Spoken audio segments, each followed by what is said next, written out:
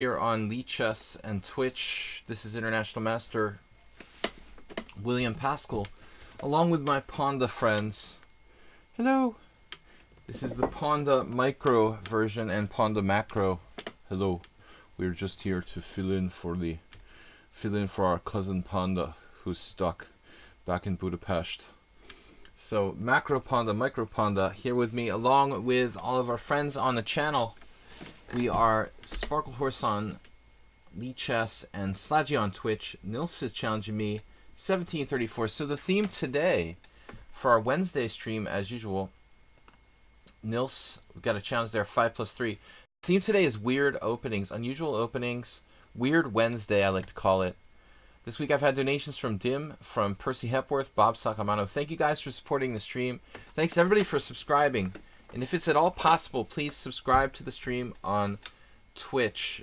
Sladgie on Twitch, please subscribe to the stream, guys. Support it, help me keep it going. Neil's challenging me, Chris challenging me.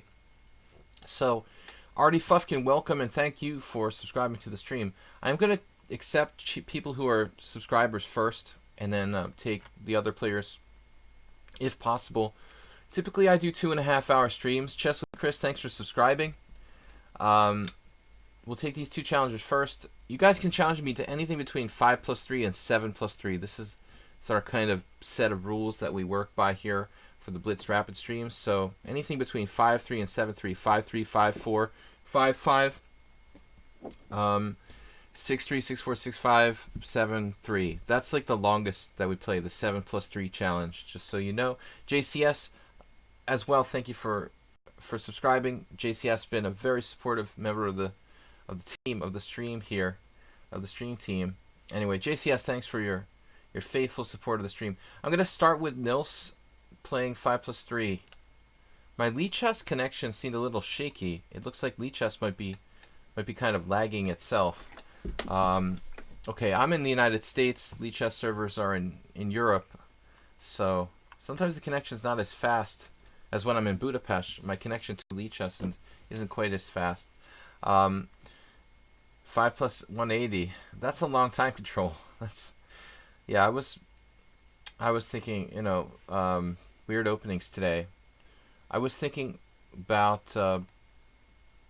I talk about Bronstein's 200 Open Games sometimes, that book, and Bronstein talked about one game where he was like describing this typical game from the 60s or something like that, and when you think about it, the time controls they played with back in those days were really long. I mean, he was talking about this one game he had where he like spent 20 minutes on one move, then like 25 minutes on another, 28 minutes on another, so like there were like 6 or 7 moves where he literally spent 20 to 30 minutes on each move. I mean, that's a luxury compared to the fast time controls of today.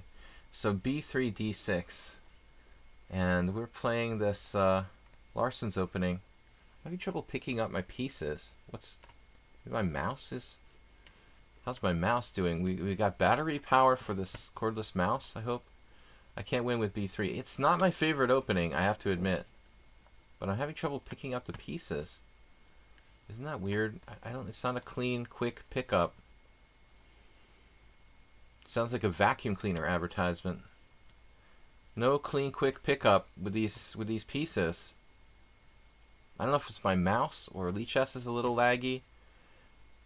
But we're going to go with the double fianchetto here. I think the best chance is always the fianchetto, where the bishop has a good diagonal. Nils went with the Dutch-based formation, like e5, f5. We're essentially playing an English opening by transposition now with c4. We need to get some... d6 is not going to refute b3. It's not going to refute it. But it's not a bad move by any stretch of the imagination. I had an English opening player who... We looked at some positions like this, not one of my students. Not too recently, but I do recall one of the instructive, I'm sorry for stuttering, but I'm trying to find the right word mid-sentence. One of the insightful or instructive concepts with this stuff seems to be like whether the knight goes to c3 or d2 in these double fianchetto type of positions. You know, it's always difficult to judge because knight on c3 blocks our bishop on b2, but on the other hand, it's like definitely more passive on b2.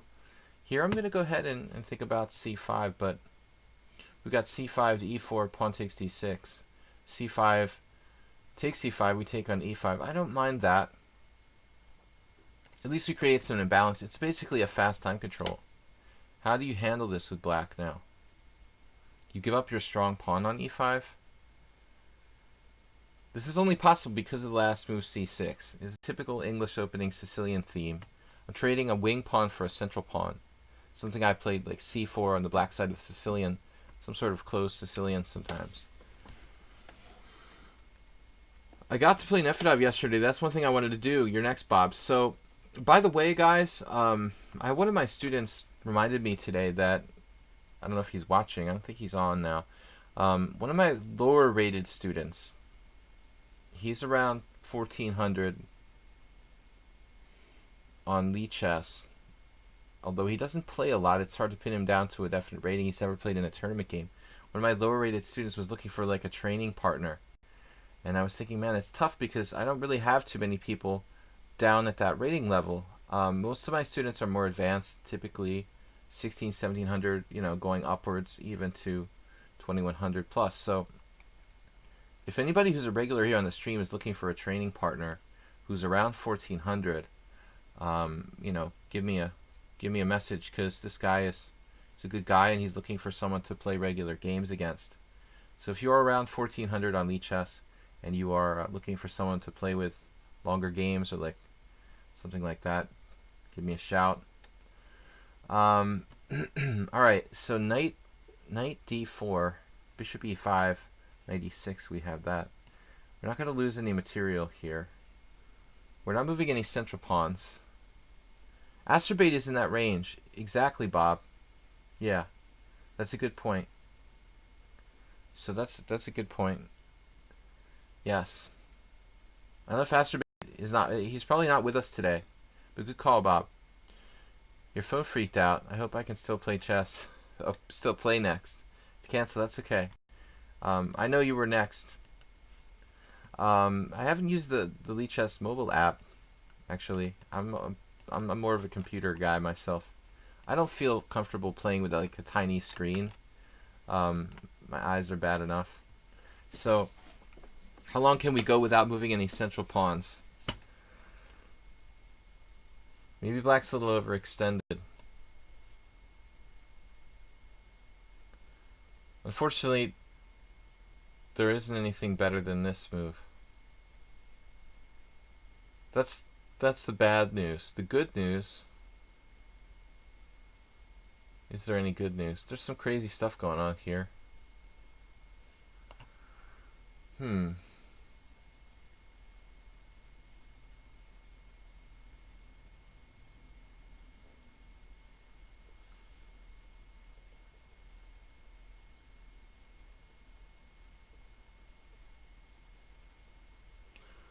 There is a very strange variation. You're not a computer at the moment. Okay, iPad. Yeah. iPad's alright. Dude, what? You're literally sacking your queen. Okay. You know, I was actually concerned about queen d5 here. It's a very, very strange move. But if you play that move, knight takes f8, bishop takes b2 is probably good for black because my knight is trapped. So I could bail out with like d4 or maybe knight f4. But it was going to be weird, like no matter what. I did not expect a queen sacrifice here. Obviously, you guys probably picked up on that. It looks a little over the top. Like, how does this even work? Let's say knight here.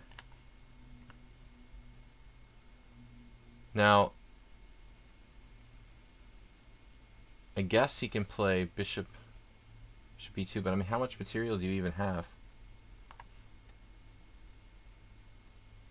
This is just a little excessive, it feels like. Is my knight getting trapped on d8?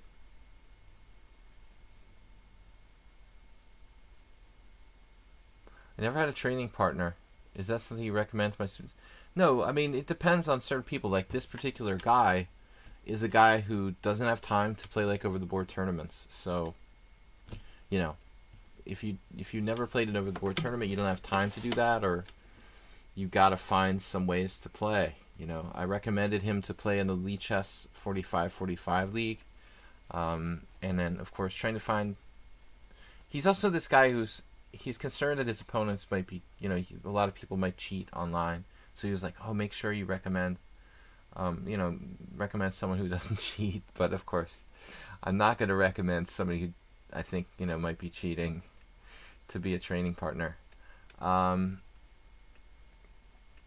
e8. It just seems like this is too much material. Aerial. I need a drink. So, crazy decision by Nils to sack his queen. I mean, how much does he even get? He has a rook and a knight. If you could trap my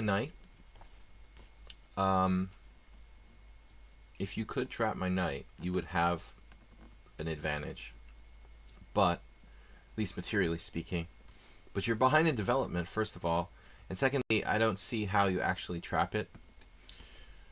What about other possibilities there? He could have played bishop b2. I mean, I'm thinking I was better even if I had to sack my knight. Scoble's back. Wow. Okay. So Scoble, haven't seen you since I came back. Actually, even prior to coming back to the United States, I think. You've probably been busy. So thanks for resubscribing.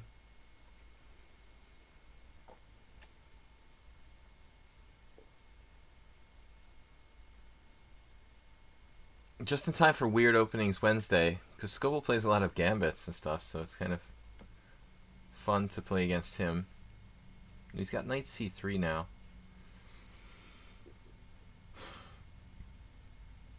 We need to activate our pieces somehow. This is not a joke.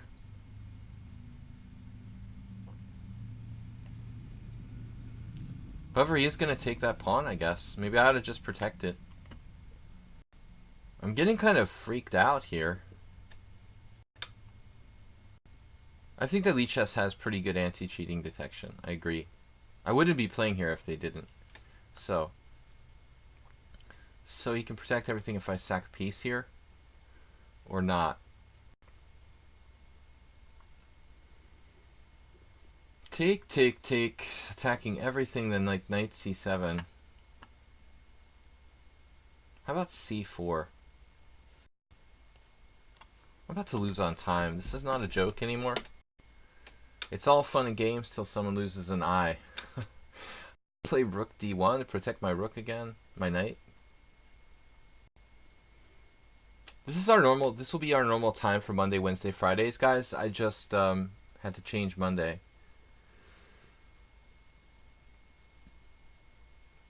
It just doesn't seem like there's any way for him to trap me. Very awkward for black. I like this move.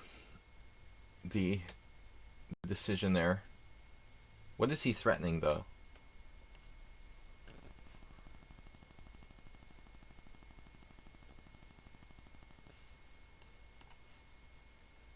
We got our game on now.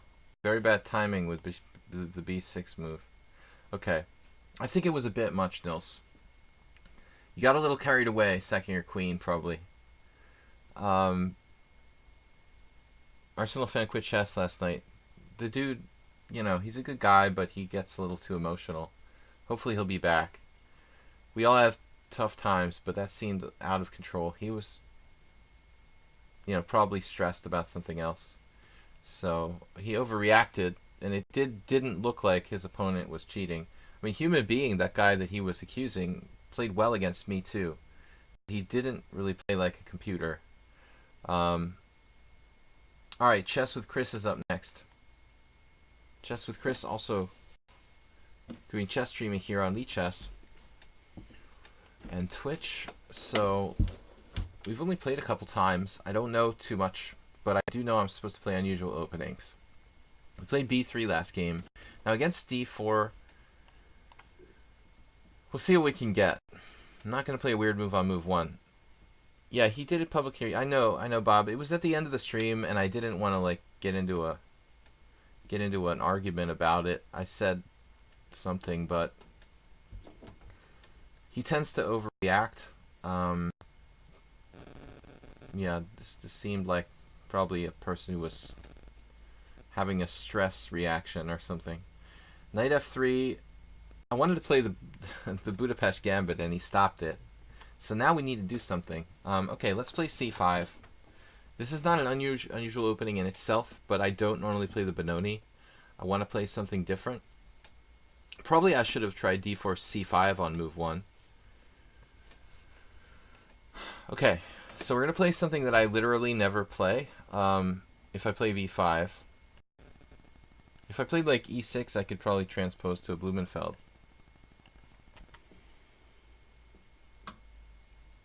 I don't know what this is called. It's a very common line for people who play the black side of the, let's say, Benko. And they have to meet d4, knight f6, knight f3 with something. You know, so they play c5 on a d5. You need a dynamic move. Another thing you could call this, I guess, would be a reti, like a reversed reti. Basically, I'm playing like knight f3. Knight f3. d5, c4, d4, kind of like with a tempo down. I don't know what the theoretical status of this is, to be honest. Okay, g3, it seems logical, but can he support this pawn on d5 with that move? You know, how is he going to deal with this? I'm not quite sure. If g3 works, I mean, what's the problem here? How is he going to protect this pawn on d5? I don't quite get it. Too Shark, thanks for subscribing and welcome to the stream. It's a better time for you probably in India, not like obscenely late. Only 6 o'clock. Well, no, sorry, that's Europe. What time is it there, Too Shark? Like 9 p.m., 10 p.m. Nefidov, I have several apparently. I don't know. I didn't call you Arsenal yesterday, Nefidov. You're a little different in personality, not quite as sensitive. But it's a serious matter. I mean, I don't, I don't mind that Arsenal fan addresses the issue of cheating on the stream, and sometimes I addressed it too much, paid too much attention to it. People got annoyed, but I don't want to brush it under the rug at the same time. So white is like basically sacking a pawn here, but it's a pretty important pawn. I would go out on a limb and say pretty important pawn. So someone's saying c4 look forced there. At which point though do you pull the trigger on c4? Like here, it's already too late, isn't it? Oh, you can play c4. Right. Okay, so c4, that's a good idea. Actually, infinite flash chess. You do like a reverse Benko line. You can probably do like c4, bc4, knight c3. Though I don't know what you do in that instance after like e6. Can you? Yeah, I guess there you can play e4. So that's crazy stuff. Yeah, white temporarily sacrifice the c-pawn to try to maintain the center to some degree. Alright, let's get back to the position. So knight c3. This is a little weird because my bishop doesn't seem right here. Doesn't seem right. That's not really where I want to put my bishop, but if it's a matter of winning a central pawn, I guess I'll live with it.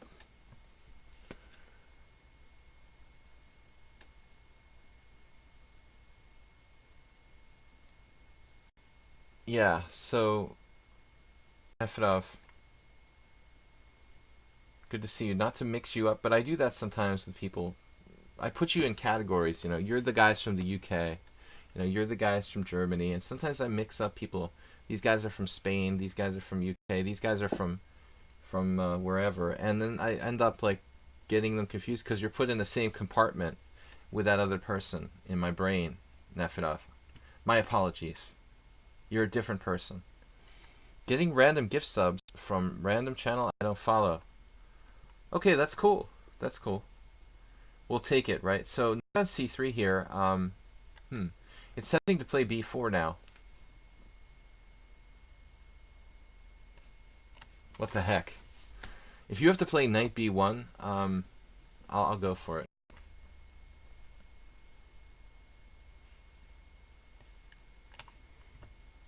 Still, white has some vague compensation, I would argue, because my bishop's misplaced here. My king's still in the center. Yep. This could get kind of weird. And on a3, I think I'm going to have to let him chip away at my center, because there's no a5. I don't trust a5. I could probably try it, though, like a3, a5, ab, rook takes a8, bishop takes a8. He has the tempo move 95 here as well. I'm going to have to drop back. I guess I could give up my bishop on c6, but it's quite a high price to pay, long term. I don't feel comfortable with the way I played this, really, to be perfectly frank. But probably he should try to exploit it with knight c95 there. Every game I've got some kind of weird Polish / b-pawn move. It's either b3 or b5. Just a coincidence. Thanks, guys, for subscribing and supporting the stream. Let's get some Bit War going. The Wednesday, not really a typical day for Bit Wars, but I welcome the Bit War anytime. Knight on bd7. Yesterday we had a raid from John Ludwig Hammer, which brought a lot of viewers to the stream, which was cool. Let's just get developed here. No, bishop e7. That made my weekly viewer average go up, which was good. We've been kind of drifting with the viewer average a little bit low, but you never know why things are like they are statistically. We're just up a pawn now. I'm comfortable with this position. He doesn't seem to have any real threats. We got our king to safety. We're just up a really strong central pawn, I would say. So, as it was mentioned earlier, you know, even after g3, he could have played c4, but probably that we should point the finger at the move g3 in the first place. You can just play a pure straight up c4 as a temporary pawn sack. That will transpose to a variation of the Benko. Now, that's probably not the main move for white, though. I like bishop g5. That's the main move. Playing in the spirit of like the Blumenfeld gambit. Bishop g4, bishop g5, if colors reverse, bishop g4. These are always good things to do. How about this pin with bishop a4? He'll sack an exchange like bishop a4, but I'm not worried about that. Am I worried? Well, we can take first, then play bishop a4. That looks simpler. Let's not give him any additional options. Man, that's a good square. Blockading. Very awkward for white. I have no idea how you defend against this. Every literal move is bad. Queen c2, queen b1, queen d3. There's literally no way to get out of the pin. So, not a good position. Yeah, I think he's just lost. He's losing material here, barring some amazing defense. That's it. We're winning a piece. No more tricks. Winning a piece straight up for a pawn at most. Weird openings, guys. We played pseudo Benoni. We played b3 with white. Let's try to get some fun stuff. Try to keep it simple here. We win even more material. Unless he's going to sack his queen.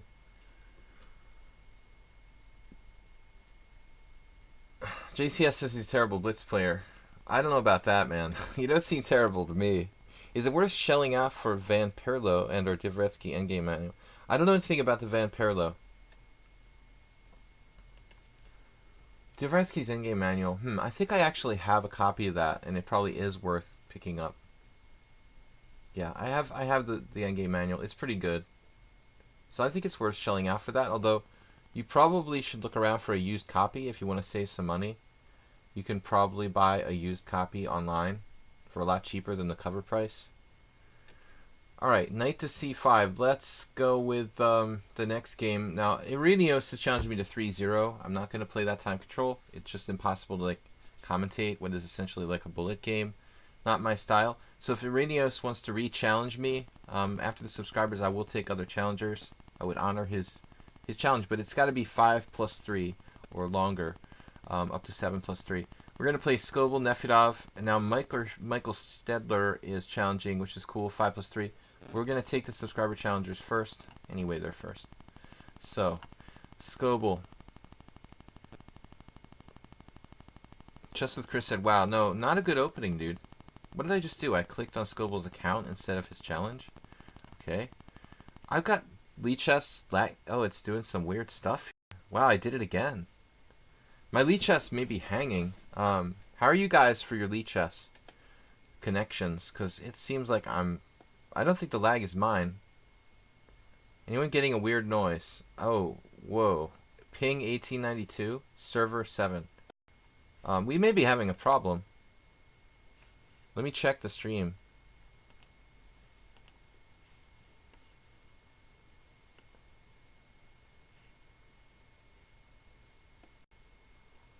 Yeah, I don't get it. We had a massive wave of lag, which is weird.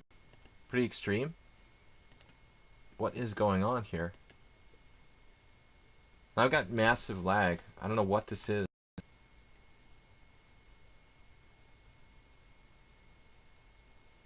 We've got some sort of major problem.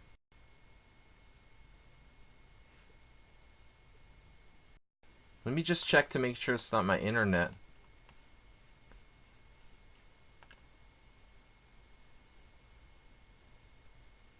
Yeah, I mean, our internet looks pretty bad. My internet looks pretty slow. So something is not good here. I think it's my internet connection. Can you guys still hear me and stuff? I've got some crazy, wonderful internet from Comcast. And we kind of sick connection now. It's coming back. It's coming back, it looks like.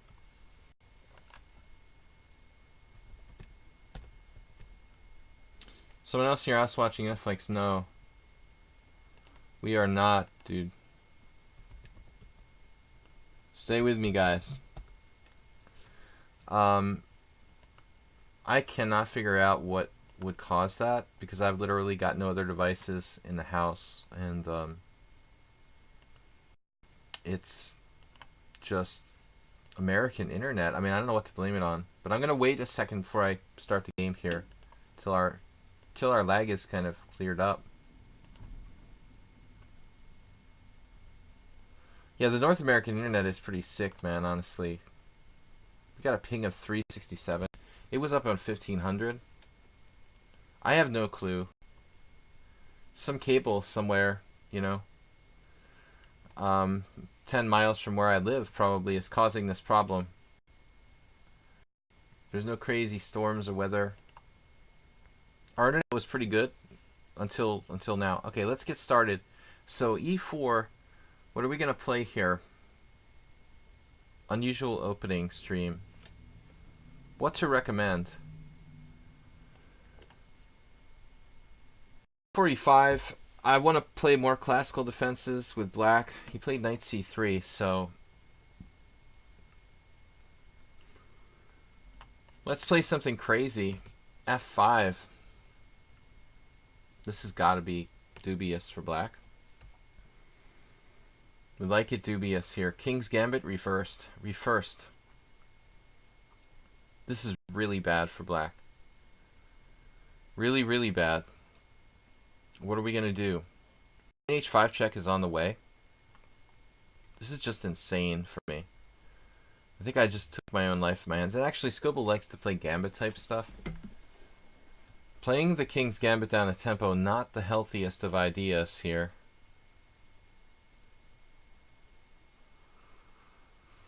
Okay, deep breath. What are we going to do?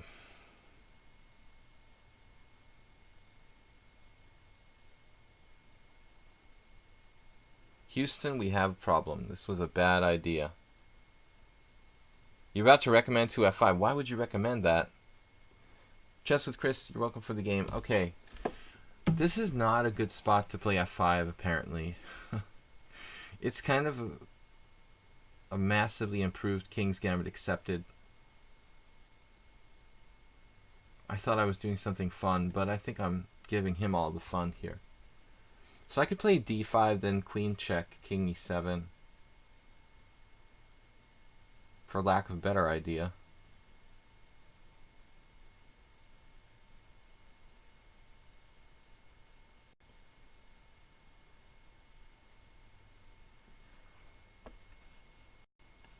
Alright, I gotta do something. We're just gonna pretend we're Wilhelm Steinitz smoking dope or something. I don't think this is too safe for me. But we're gonna try to make it work. Wow. So instantly D4. Just makes a lot of sense. Okay, so if I take your pawn, you check me. I go knight F6. Just hypothetically here, right? What's the deal there? I mean, show me the money. No fear. Basically a bomb cloud, right? But I want to see the money.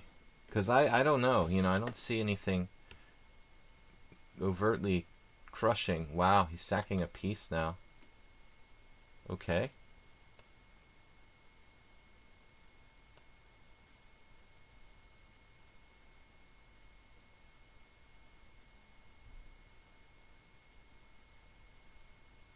What?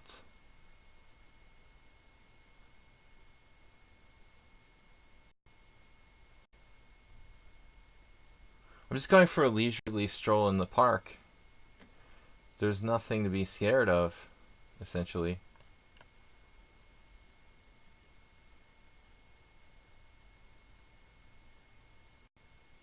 It feels like Scopel is playing 99.9% intuition. But maybe I'm wrong.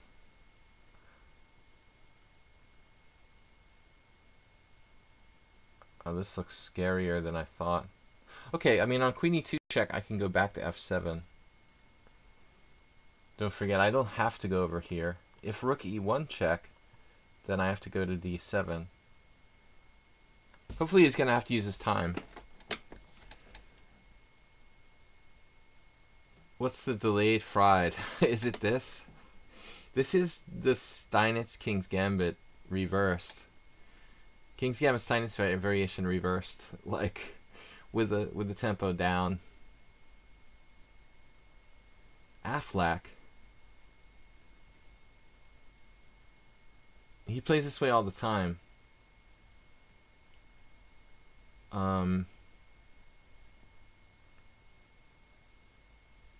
Okay.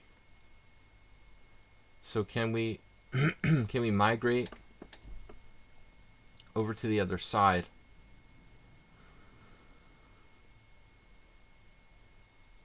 Queen oh, that's like a bomb cloud. I get the bomb cloud reference now. So if we go Queen E8, we're just losing a lot of stuff. That's not good. The transvestite, sorry. I'm getting all the important openings confused.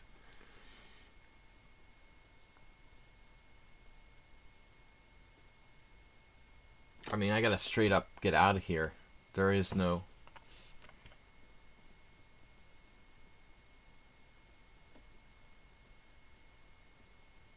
no other way. I believe. I mean, you had to consider maybe bishop takes F5. But I kind of dismissed that out of hand. Even bishop takes F6 check looks kind of scary there. I don't think I can take that. I basically need to use the F5 pawn as... That's essentially like one of my pieces at this point. You know, it's just protecting me. Bishop takes D5. C takes D5. I still don't quite see that as a crushing move. Don't quite know. Bishop takes D5, CD. And what's the next thing? Just for note, guys, this pawn on c3, you know, you don't want to take on b2 because he'll just like hide behind the pawn. You know, this is a very small point, but I think it's useful for me not to play pawn takes pawn. Rook takes d5. No, we're playing bishop takes d5, c takes d5, rook takes d5, check, bishop d6. I can't play that. Bishop d6. I mean, bishop takes, pawn takes, rook takes. Okay, I could also sack my queen with knight takes, bishop takes d8, king takes d8. That's unclear. Absolutely. Maybe white is better there, though. But this is like the kind of situation where the guy has literally like a million choices, and the onus is on him to decide like which one. That's why I was surprised he played bishop c4 so quickly. I mean, honestly, in this position, you have like 5 or 6 tempting moves, probably. I was surprised to see him play bishop c4 quite so fast.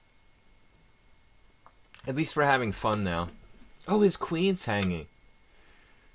I didn't even notice.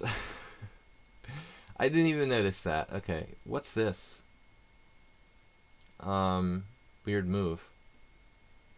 Wow, queen f7. Not a lot of choices here. Queen e7.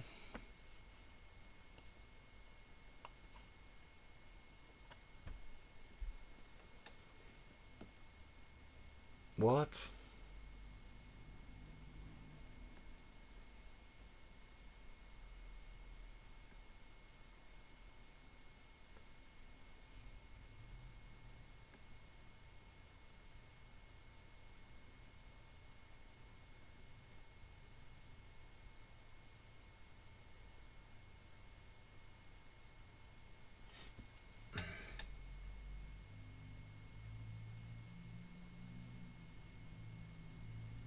So what's the material? I'm up a piece at this point.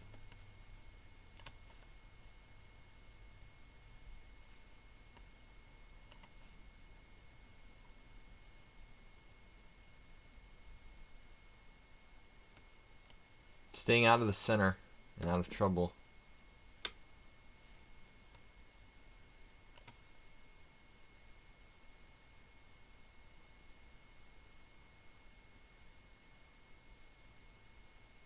Master has that move.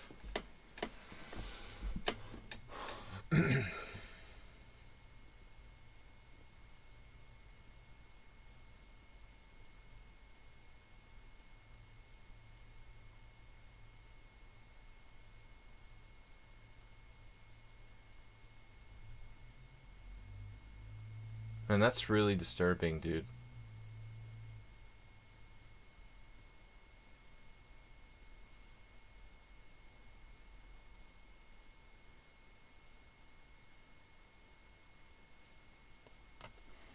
Okay, I don't know anymore what's going on.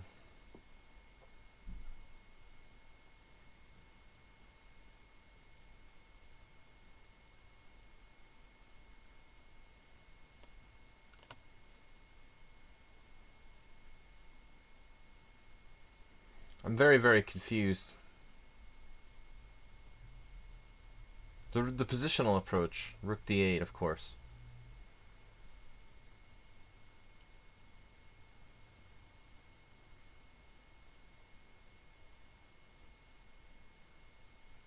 I don't normally play things like the Bond Cloud.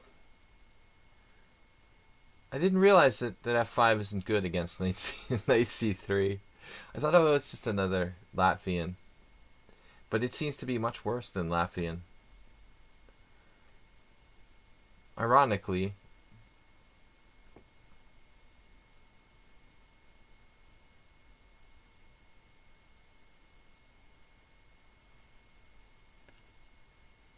Okay, I literally have no clue what I'm doing here. But I'm making some squares for my king. Is that what I'm doing? Whoa. Well, anyway.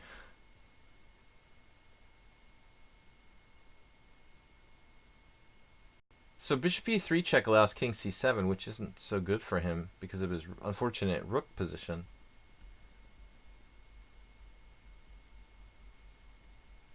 Knight d4.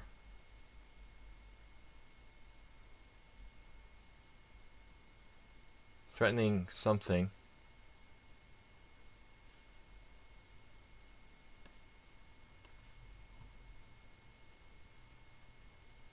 I'm terribly confused. Be quite honest with you guys.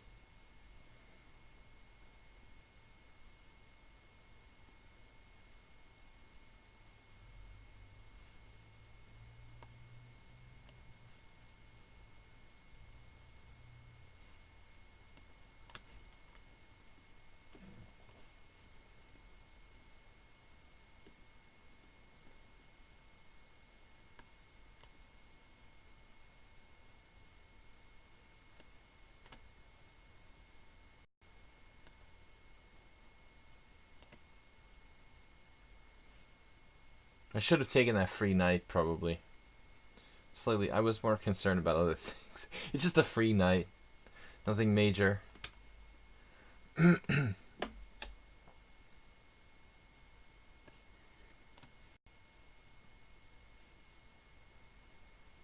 White has seen better days. Back to the center.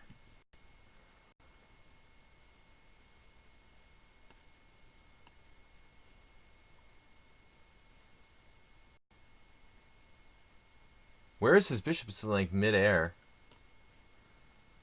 Alright. I think our lag is attacking again. Have the engine turned on or something? I think it's a conspiracy by Microsoft to lag me out. 307, 287 milliseconds. It's claiming there's no server lag. So how does the strange opening thing work? Do we request the openings and he picks one? Will Wolf, no. I mean you could try. You don't have to play something strange too. I mean, you can if you want to. Get in the spirit of things. My main point is that I'm trying to play unusual openings I normally don't play. It doesn't have to be something totally ridiculous like the last thing I just did. Normally I try to play more sound, relatively fundamental stuff. But this was a kind of extreme example. Yeah, let's see if anyone actually has ever played this in the Opening Explorer. So knight c3, f5. I don't have the engine turned on because that's no games. Wow, no games, literally. That's crazy. Horrendous hump day. You guys can play unusual openings too, but f5 doesn't seem sound. This is pretty mental. Nothing like playing the Steinitz down a move. Okay. It's not a Lafayette Will Wolf. Whatever it was unhealthy for black. An interesting approach. Perhaps Scoble was most certainly winning somewhere. But chess is not easy. Okay, Nefedov is up next. Alright, he's playing e4 as usual. What do we do with Nefedov? Let's play g6 against him.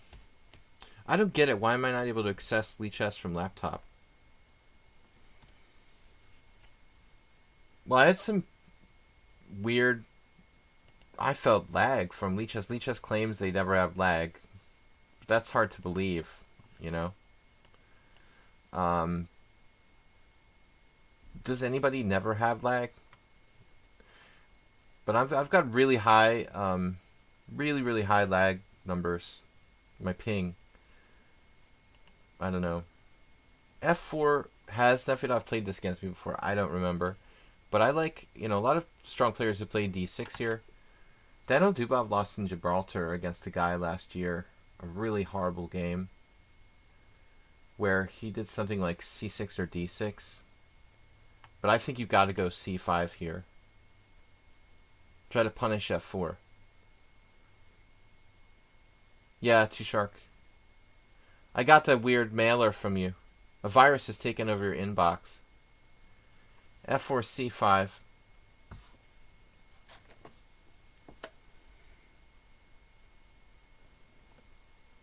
Okay, so does anybody know what to recommend? With my new mobile number, I keep getting messages for the old owner of the phone. Has anybody else ever had that problem?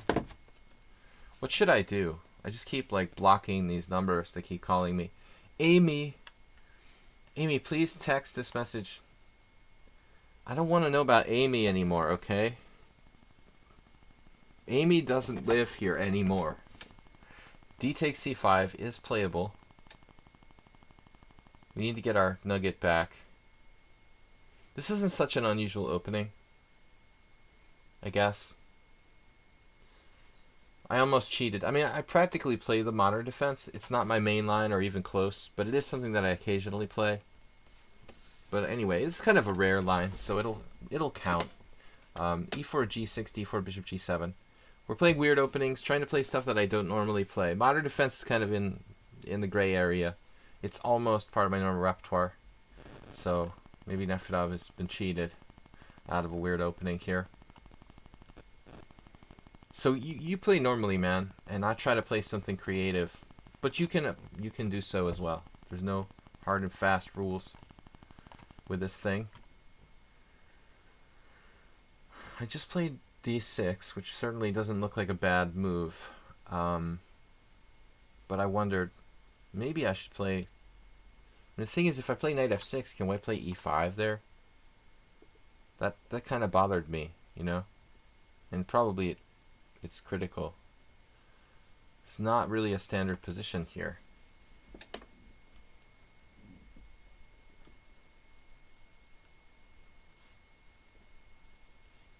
So Bob, you're happy with your cable internet? How do I stop getting messages for Amy? That's what I want to know. All right, Knight F3. No. Was that Amy? All right. Knight F6. It's almost a transposition. Maybe not almost. I mean, this bishop is actually on a lame square now. You might go as far as to say Bishop D2 is just a lost tempo at this point. It appears. E4, Queen C5, the Sicilian. It's a good square. You know, there are Pierce lines. The normal Pierce, what do you call it? Austrian attack with D takes C5 in the Pierce alert. The lines where Grandmaster Chernin wrote a book on the Pierce alert back in early 2000s. He recommends C5 in the Pierce. Is my queen trapped or something? Yeah, I got to be careful my queen doesn't get trapped, but I don't think it's quite trapped just yet. And I don't really want to trade pieces with Nefedov. He just loves draws, and I want to take away those fun draws from him. Problem is I don't know anything about gambits. You don't have to play gambits. The stream can be involving gambits. The last game was a ridiculous gambit, but you don't have to. Just let me do the strange openings, and I'll handle it. So Nefedov basically playing a weird Levinfish dragon with the white pieces here, essentially. Bishop E3, Queen B4, or Bishop E3, Queen H5 are both doable. Queen B4, in fact, looks pretty good, because I'd be on this pawn here. Actually, B4 and the dragon is not that unusual. For example, my game with Luke McShane from 1995. Just 23 years ago. Seems like just yesterday. Clash Kid, what's up, man? Good to see you. You've resubscribed with a tier 1 sub. So there goes Nefedov castling long again. We are out and about with active pieces. I'm liking this position. We've got Nefedov in an unfamiliar sort of territory. He's a player who he thrives on comfort. He thrives on positions where he's been there before. He's done that before. But when he's in an uncomfortable zone, he's not the same strength. So I go out of my way to try to get him in uncomfortable openings. Got to stay out of the comfort zone. Blue Eye Albino, thank you for subscribing again. Yesterday, man, we're really close to sacking my queen here. Queen takes C3. Knight takes E4.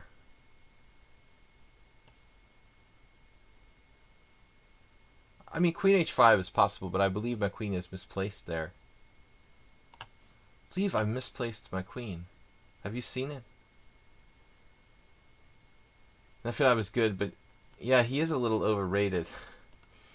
Sorry. He should be more like 1417 or maybe 1676. It was a good year.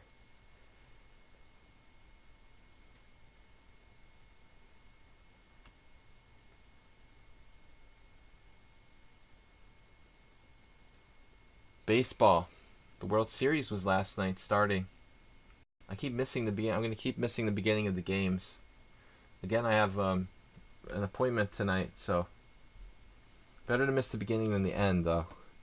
So Nefedov here, groveling for exchanges. Queen takes queen. Actually, it's a pretty good move, queen c4 under the circumstances. I had the feeling.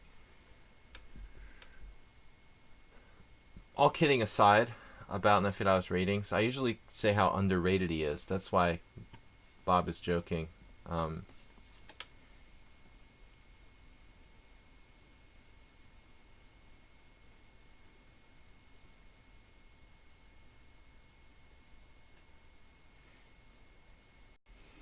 Feels like he's at least lost the tempo here.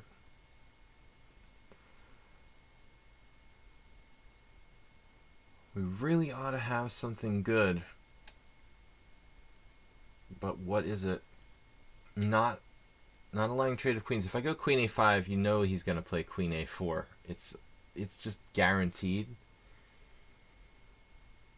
And that doesn't help me, I think. You know, queen a5, queen a4. What am I going to do there? Like queen c7?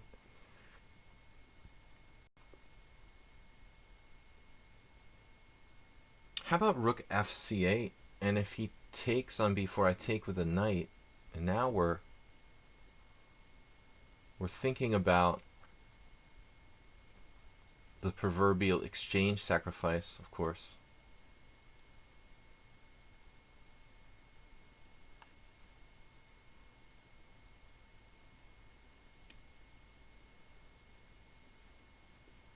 Let's say rook fc8. What about my a rook? Rook fc8. Queen takes b4, knight takes b4, e5. And then pawn takes pawn, pawn takes pawn. My knight needs a good place to go, but we don't seem to have it. We don't have it. We don't have a good square. That sucks. So the other option is to take on c4 myself, which focuses his bishop a little bit more back on the center directly. Sigh.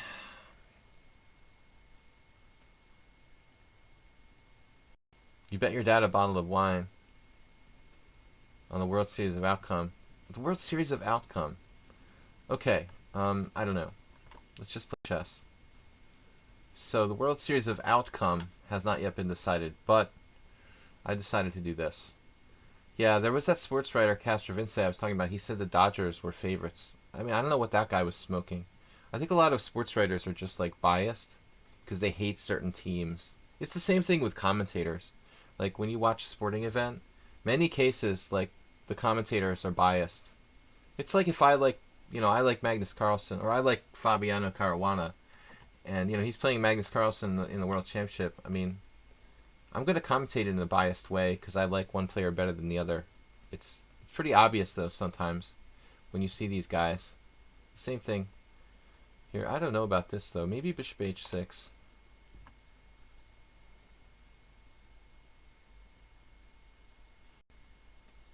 It doesn't pay to be accurate. It started last night. Okay, you're talking about the overall outcome. Okay, not one game. Nefedov. I have trouble pronouncing names. Nefedov is one of those tough names to pronounce.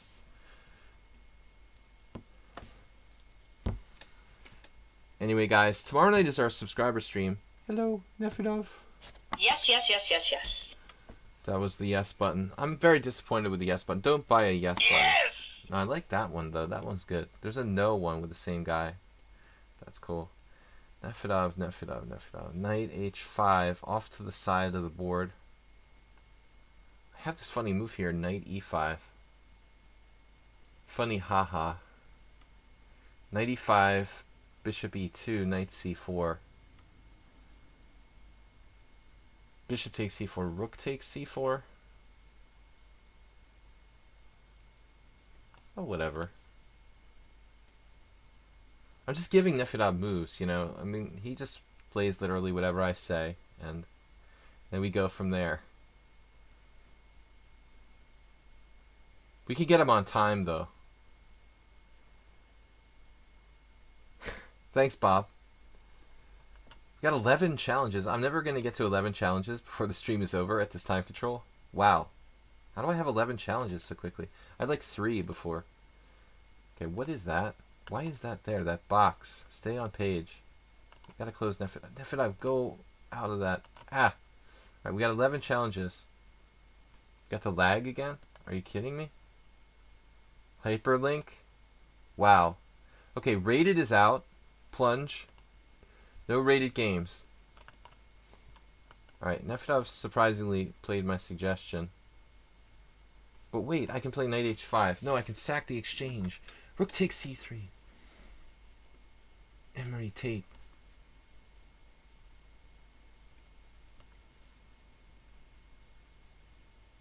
I'm getting a little bit too fancy here. Triple exclam. We're just having fun. This is a little bit too fancy. Don't try this at home. Okay? But I'm playing for the gallery. We're playing for the positional gallery. You have a bad bishop, sir.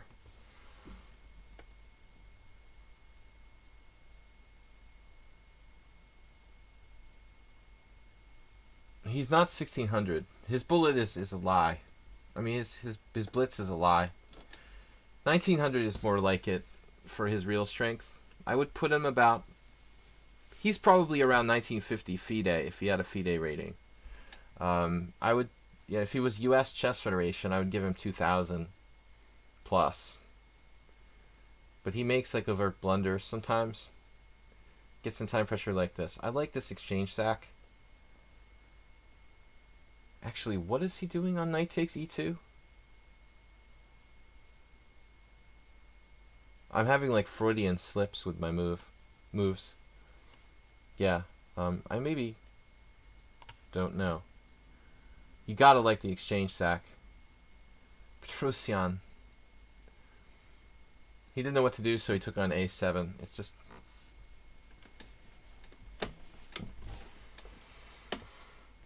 Alright. So, I think that's it.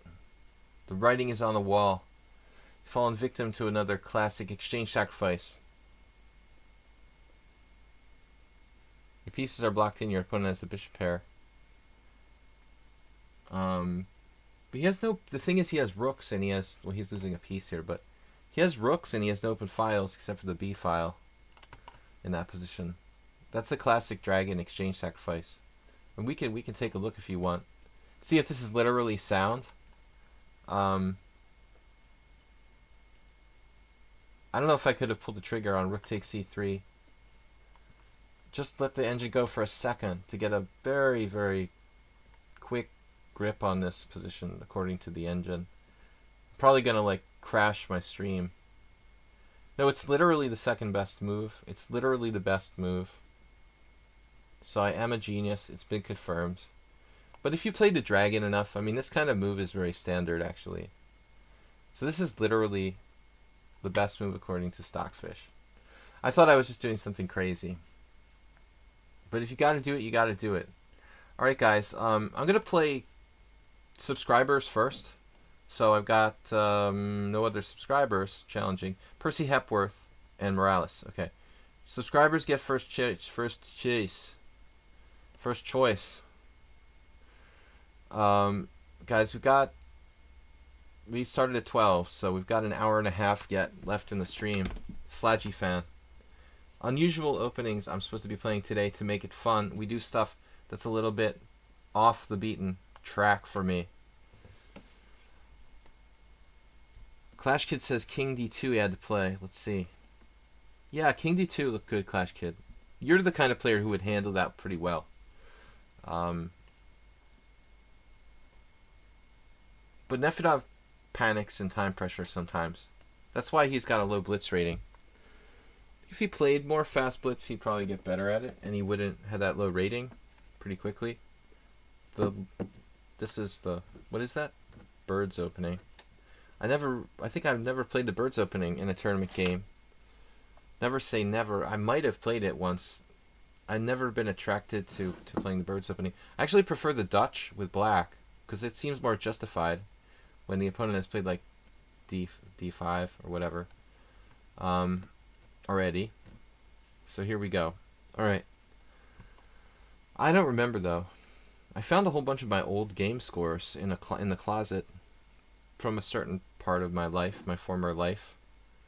Need to play like 1,000 games more. Long list today.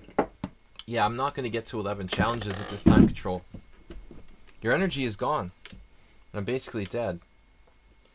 Elf needs food badly. Do you know that old video game they used to have in like bowling alleys and stuff? Bob, it was called Gauntlet. You're not old enough to remember that. When I was in like high school, junior high, there was this early video game. It was like multiplayer. Kind of like you could have like 3 or 4 people play at a console in the arcade. And you just reminded me of yeah, you know Gauntlet, okay. So, you have like 4 people play at the same time or whatever. There was like an elf, a Valkyrie, and something else. And the Valkyrie used to say, oh no, an elf was like, elf needs food badly. They had it at the roller rink. Exactly that kind of game. I'll just never forget that the elf needs food badly. No energy, Bob. C5. That was a great video game, though. C5. Let's play, well, I mean, this is actually a pretty standard Larson / Bird Larson, for lack of a better name. Percy Hepworth.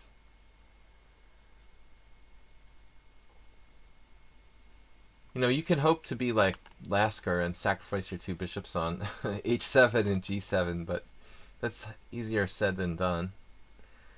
I don't know what the best move is here. I'm just going to play check. It's actually a hybrid, almost like a Queen's Indian in reverse, or Bogo Indian in reverse.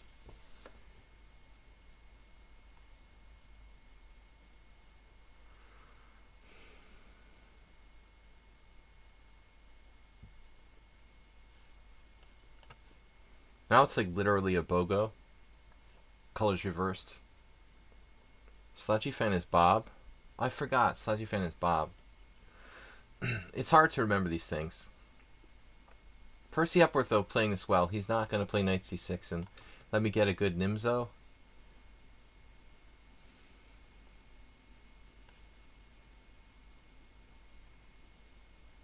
If I go back here, however, I guess I really need to exchange on d7. Alright. Now a5 is a move. It's also very double-edged because the pawn itself can become a liability. It's also putting my pawn on the wrong color relative to my bishop. So there's some flaws in that kind of move. But what do we want to do here? I mean, a5 would stop his b pawn for good. The concern would be it's becoming a weakness. a5, knight b8, knight c6. Castles is fine.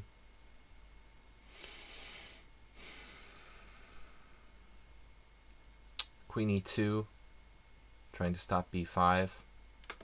Not sure that's even a good idea. Very funny variation, like queen e2, b5.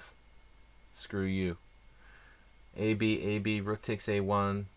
Or AB, rook a8, queen b5, queen a2 resigns. You just lose a piece. I can actually play... Yeah, there's nothing there. Looks like I just lose a piece. Maybe I could play bishop takes f6 there. I don't know. I'm going on tangents talking about all kinds of crazy lines that aren't even relevant. Let's just castle. I don't know. I don't think I have an advantage, guys. I think this is just equal. An equal reversed Bogo Indian, where I'm a tempo up. Percy Hepworth has 2 draws against me. Wow. 40-40. It was Simul and Simul. I didn't realize we've never played a blitz game. Now, if I go a5 here, I'm concerned about him ganging up on my pawn. Again.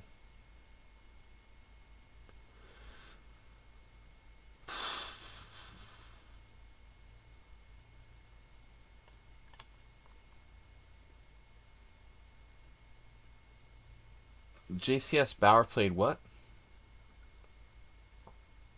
What are you talking about? Knight h5? Sparkle Horse inaccuracies. 0. 0, 0, 0. 10 average centipon loss. 95 avoids b6 as well. Well, I'm certainly not like avoids b6. I'm not afraid of b6. I mean, it's kind of a passive move for black. Some school of thought might support c4 here for white. Let's try something creative. A lot of weaknesses, though. We're getting a little bit more control of the center with this move.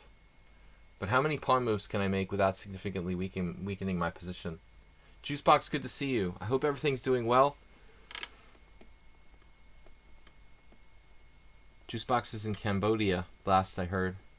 The dummy Bauer played knight h5. You mean like the French Grandmaster? Or another Bauer? Simuls are Sunday 10:30 CET. That's the way it is right now. In other words, 4:30 EDT. Eastern Daylight Time. This E thing throws me off. I don't remember if I'm talking about European or Eastern. So I keep getting confused about naming time zones. I need something, like an international code system. Okay. Lots of pawn weaknesses. All is well. Good. Good. Good. Let's stay in contact. Knight just visiting here. He needs to leave. I'm going to have to ask you to leave. I'm sorry. That's a constructive move I got for free. Thank you very much. So it looks like a Réti, actually. Réti Ricard.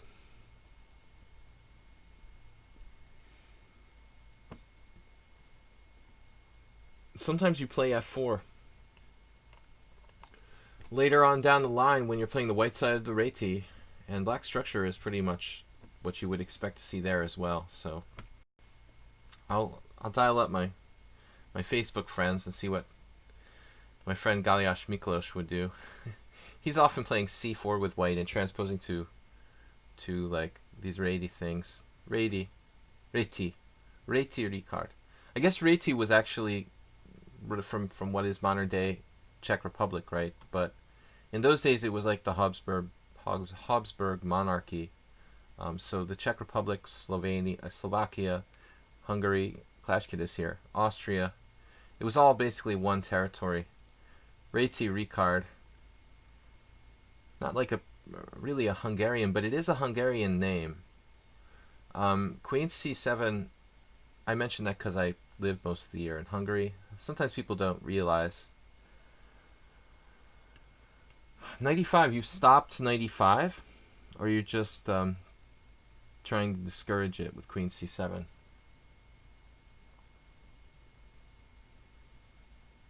I like white here a lot. We have very, very strong control of the center. If you just, sometimes it's useful to just like, I don't know what that was, but if you look at the center and you count how many, units of control I have versus him, it seems like we're dominating the center pretty heavy here. Knight d5, knight d5, pawn takes e5, queen e5, knight d5. I don't really have any threat there. That's a serious problem. Or do I? I do have a threat. Alright, let's go. Let's go, buddy. Let's go, Percy Hepworth. He's pretty quick. Antonio just called it. 95 interesting sack. It's not really a sack. Hacky sack. Oh, he's not even taking it. Looking for anything I can get here, basically.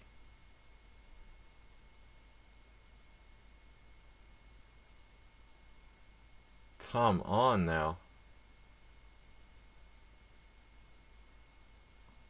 I can play d4 if I have to. But that might give him some sort of counter chances. Counter spiel. I mean, come on here.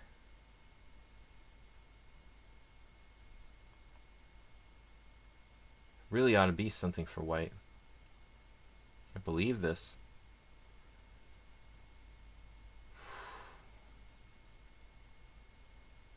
Wow.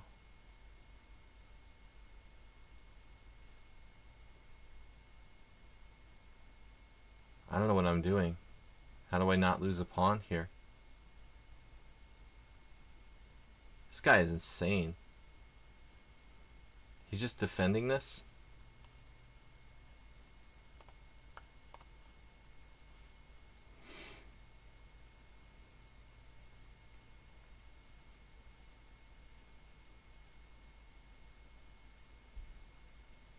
How does he have 4 minutes to my 11 seconds?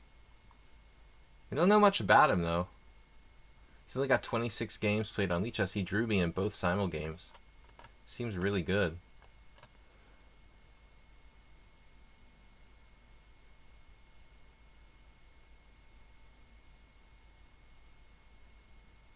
I have no clue what I'm doing.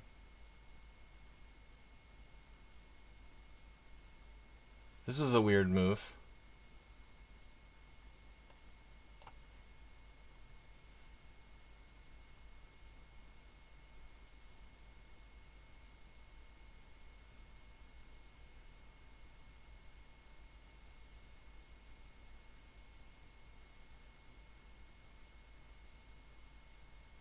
He has 3 minutes to my 8 seconds now.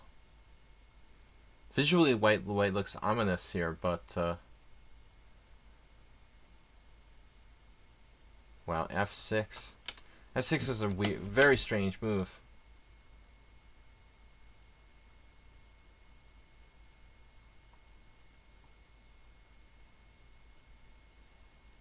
But actually, not so strange. Maybe actually quite interesting.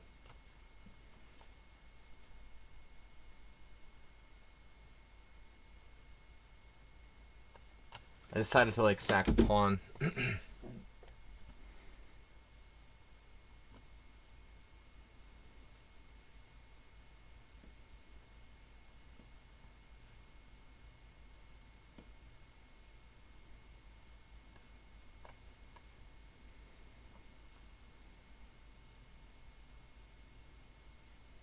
But he didn't play the best move there. He's playing too quickly.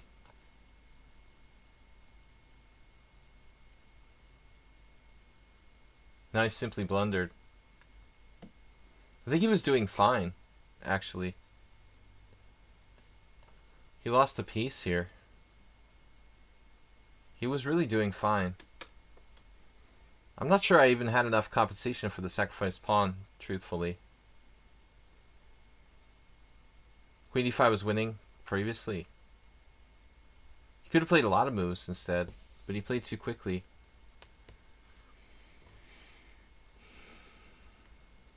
I mean, f6 was weird. I thought he would just play, honestly, I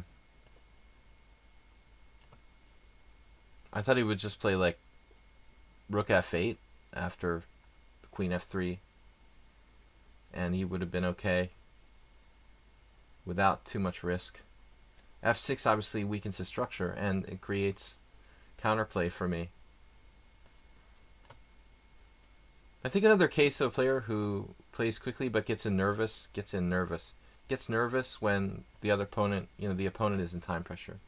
No, he actually had a good game. I mean, I think when I had to play d4, I thought I was better, But at the moment when I have to play d4 here, I wasn't happy with that move, you know. So intuitively, this position, I think I'm okay.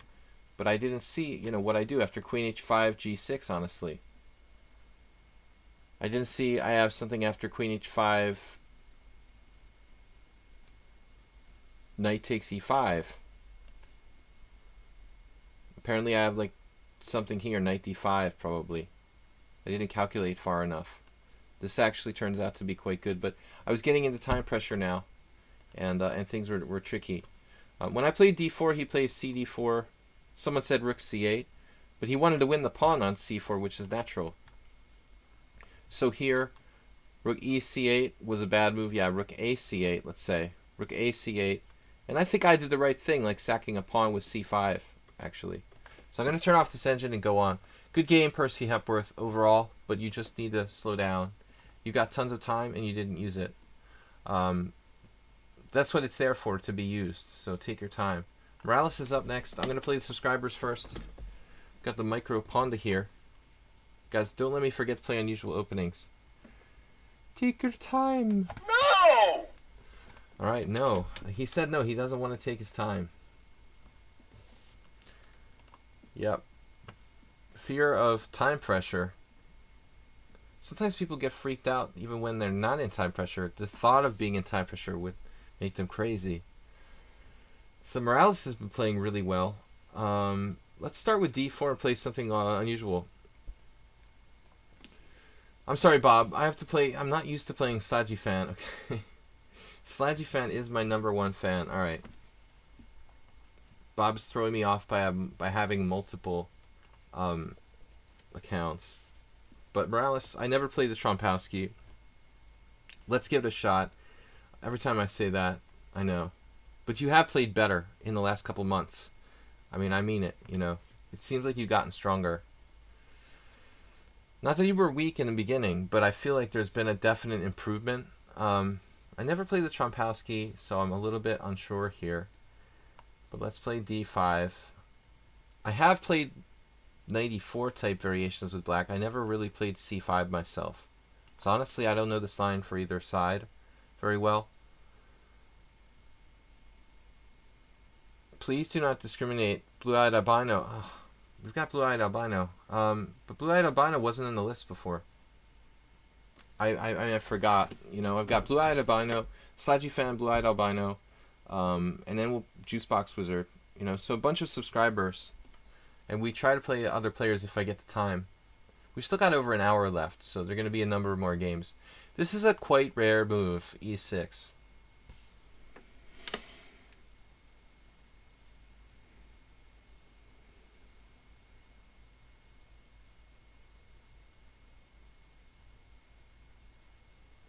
I mean, normally people who play e6 against the Trompowsky would play that straight up. And queen b6 is played almost universally here. But Morales is playing instead e6. What is this? What is this, sir? Knight c3 looks good. You know, Jababa style. Someone suggested e4, but actually, what is e4 about? I don't like e4. I mean, after e4, h6, we have to give up our bishop on f6. And that makes me very unhappy. I didn't play bishop f6, you know, bishop g5 to trade it off. I just played it there to make him do weird stuff and kind of bluff him. I don't mind bishop takes f6 if it doubles the pawns, but if I'm just going to like trade off that dark square bishop for nothing. No, I mean, I need the dark square bishop. If I'm going to play a pawn structure, I have pawns on like e4, d5. I need the dark square bishop to stay on the board.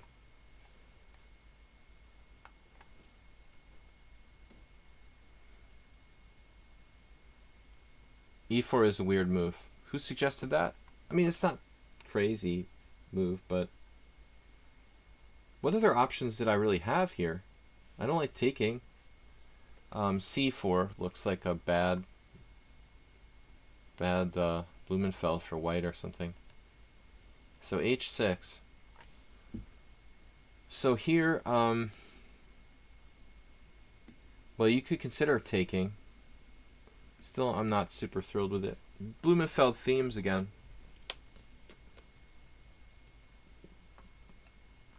It doesn't seem right, though. What if we just transfer to a Simon Williams attack here with bishop f4? That's an idea. Bishop h4. Bishop h4, I think, is the normal move. Bishop h4, you want to play g5, you're going to weaken your king side. e4 is your Trompowsky prep here, really? I don't like it as much as knight c3. Now he's weakened his king side. The sun is coming out. It's been gray, very gray here where I'm living in Massachusetts, USA. Yesterday there was this one brilliant moment where the sun came out. It was like for 5 minutes. d6 now. Alright. Solid move. I almost feel like I'm playing the... Maybe e4 is justified now. I almost feel like I'm playing the Leningrad Nimzo or something strange like that. Now I'm not sure what to do. Maybe e4 is justified here. This is a bit weird. e4 now, huh? He takes on d5.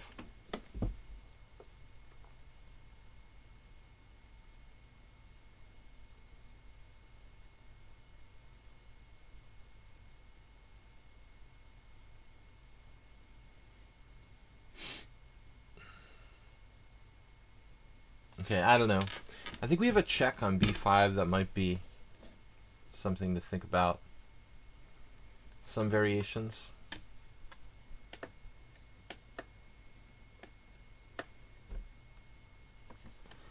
I have to leave the stream for a moment after this game. I'll be right back. Now it's just a very strange Benoni. I don't think this is a good exchange of bishops for black.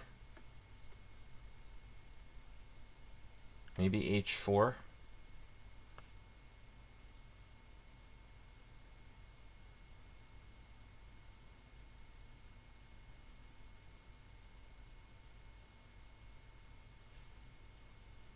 It's tempting to not exchange pieces there, but objectively, it's probably correct. Morales has a massive time advantage too. See, guys, no brain, no pain. If you don't think, you know, there's nothing to worry about.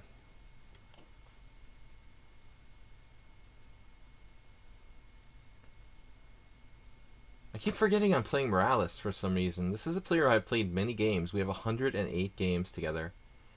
But because I've never played the Trompowsky against him, to my recollection, we've got a game that's absolutely nothing like we've ever played before. And it's hard for me to recall who I'm playing against.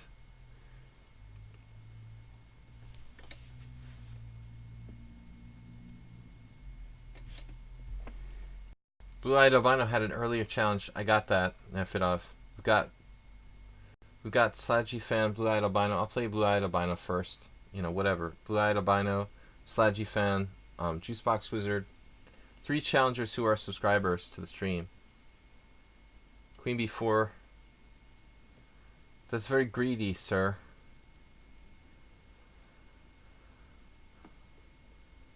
Very, very greedy move.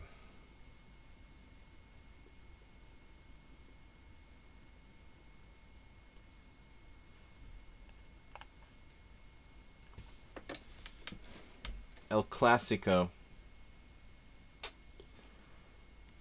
Oh man, you can play that?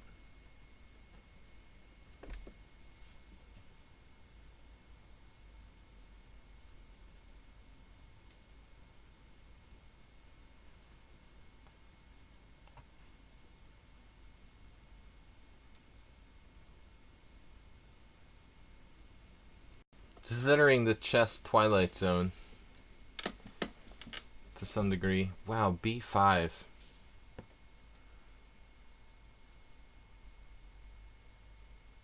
Threatening queen takes b2. Anyway, I'm down to 20 some seconds. Take your time. Take your time. Don't make any mistakes. He's threatening queen takes the pawn now, so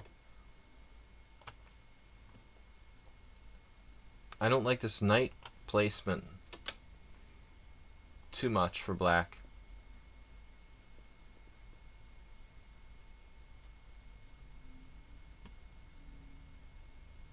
His king is still in the center of the board, as is mine temporarily, but I can castle on the next move. His bishop is restricted. Very bad. Yeah, I mean, that's an argument that I make all the time, blue-eyed albino. That the thing is, closed positions require more time. You know, maybe if you're poor at calculation, you need to take more time.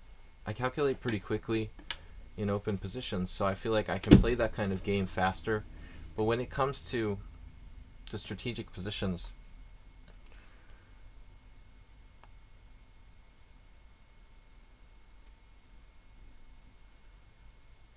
I keep thinking there's like a way to trap his queen, but actually, whoa.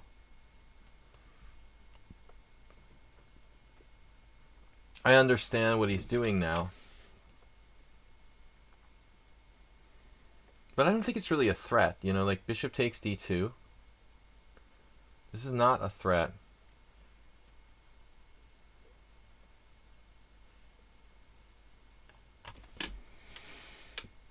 But I have to do something quickly before I lose on time. That is a threat. Like, losing on time is literally a problem. He's basically trying to overrun me on the clock.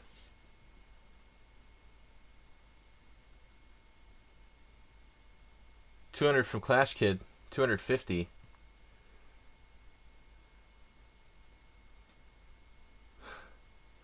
King e2, of course. That's where the king belongs here. Having played f3 now,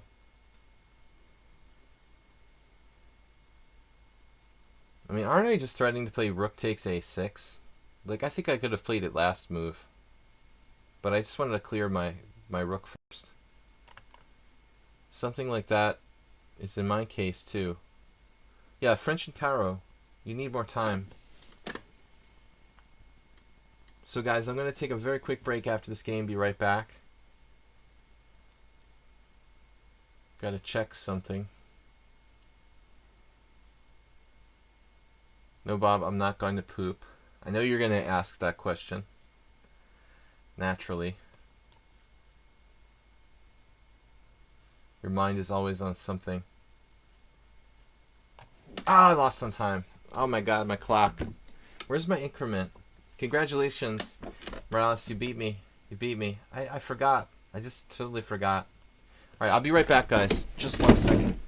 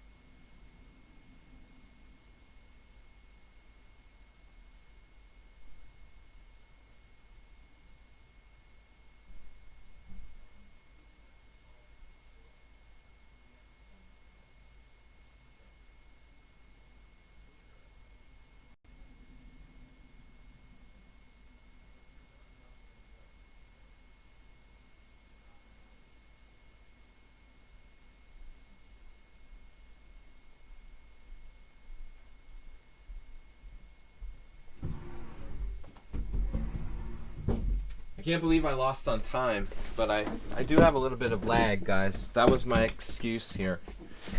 We definitely had some lag today, and my increments seem to be sort of shaky. We got the 203. That's why I lost this game. The 212 ping. But he put the time pressure on me and confused me here by sacking a piece. It was a really good It was a really good practical decision. Basically, I didn't expect black to sack a piece. It's probably not sound. But it was enough to make me pause for thought with 6 seconds and a 2-second or 3-second increment. Enough to confuse me. It doesn't work, but the good thing is I was reaching to make the winning move, or one of the winning moves, when I lost on time. Anyway. Alright.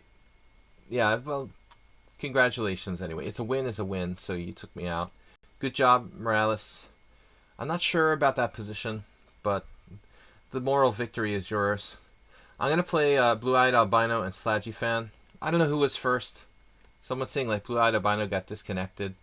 I'm going to take his challenge first. I don't know. Nefidov made it sound like he was first. I'm sorry, Bob, if you were first. Thank you, Clash Kid, for the donation. Wait, I lost on time. Yeah, I mean, it felt like my stream was lagging. I had the 3-second increment. It felt like a 2-second increment, though. To be honest, I think the ping that I'm working with here is feeling more like a 2-second increment with a serious lag that I've got.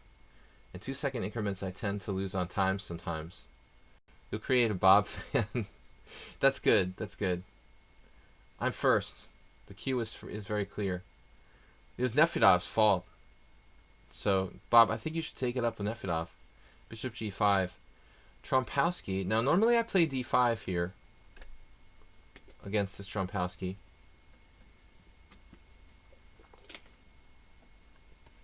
We'll see what he's got for me. This is not really an unusual opening. Well, you know, maybe for Blue-Eyed Albino it is. I don't know if he plays the Trompowski typically. But I like the d5 lines of the Trompowski. We've got a Trompowski thematic thing going on here. What do you guys think about, speaking of thematic, what do you guys think about making the Tuesday viewer tournament a thematic tournament one week? You like the bishop activation with h5, bishop h6? You made the bishop great again. Now, who was it that started that? Was that you, Clash Kid, referencing something from Jeremy Silman? Make Russia great again. Knight c3. No. Knight c3 is a good move. This is actually not a Trompowski, but becomes a Veresov. It becomes a Veresov with the move knight to c3. So, at least we can laugh at these very disturbing things. What are we doing here? Alright, my last time playing this, I played Oliver Mihawk's father. Was it like last year or 2 years ago in the Budapest Team Championship? h5 is actually a move here.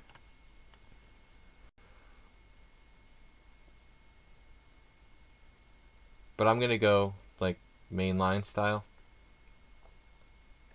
Make your bishops great again.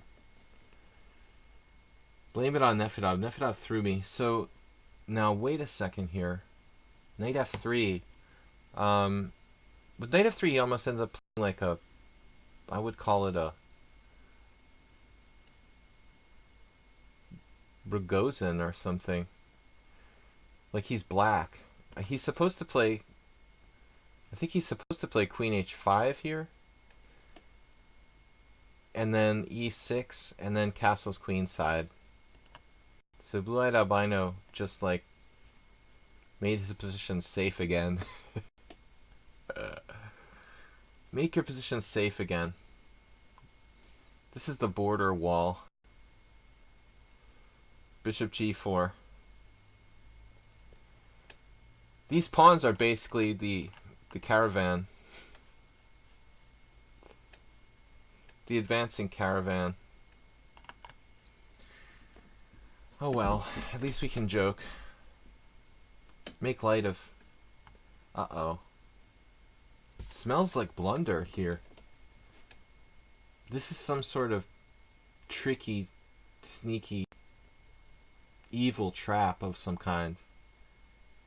Knight takes d4, knight takes d4, bishop takes d1, bishop b5 check. I mean, seriously? Like, I'm gonna fall for that?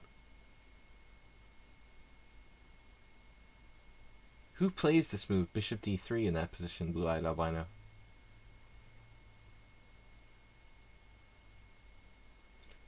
But I guess the greater question becomes what happens after e6. Because we have the flight square.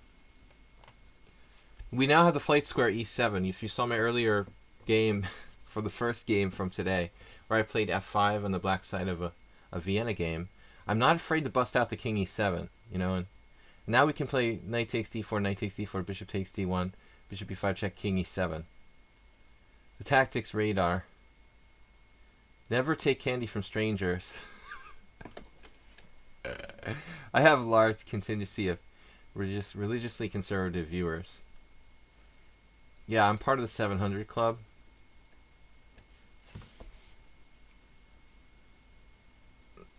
I'm very good friends with Pat Robertson. Bishop b5 here. So you're basically playing the Rogozin, or in fact like a form of the Chigorin here. We could get really funky with like f5. But is f5 asking too much from my life? You only live once. I'm going to go for it.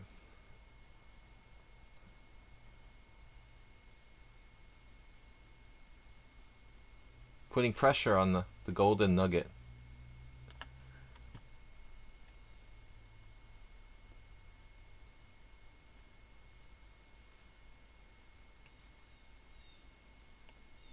Another game where my opponent plays exceedingly fast. You guys need to slow down, but I think in many cases the reason for this problem, or advantage in Morales' case, is Amy, you gotta stop. Dude, seriously. What is this? I've got a new phone. It's like I've had it for a week, and I keep getting messages for someone named Amy. But it's not cool anymore.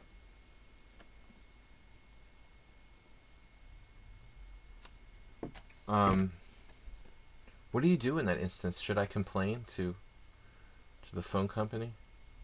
My mobile company? Alright, castles, bishop g7. What was I saying? Getting a little bit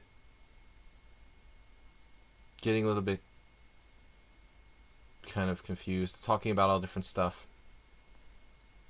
Amy sounds hot. Yeah, baby.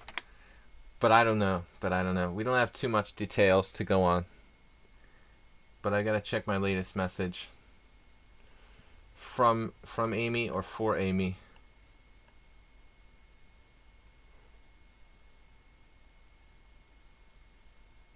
Rook e1 castles. What happened to Amy, Bob? What do you think? Why did Amy get a new phone? And why does Amy, if she just got a new phone, you know... So you think if you lost your phone or something, you wouldn't get a new number? Why would you have so many calls coming to your old number? Like if you were like a deadbeat or, you know, owed a lot of money or something like that? I mean, I'm trying to think of reasons why you would... Why would you get a new number and have so many calls and messages going to your old number? The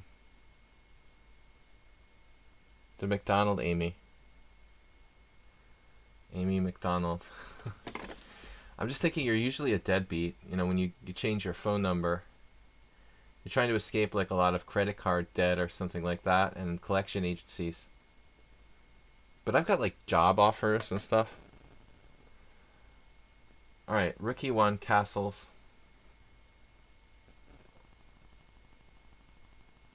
You think she's just poor and didn't pay her bill? And lost the number. Okay. They sent the collection agency. The phone was repossessed. Blue eye albino. It's hard to say that, you know. It's like one of those blue eye. Try to say it really fast, like 30 times in a row. Blue eye albino. Blue. No, it's not easy to do. He's got knight a4. He is basically Nimzovich. I wanted to target this pawn, but he's got this.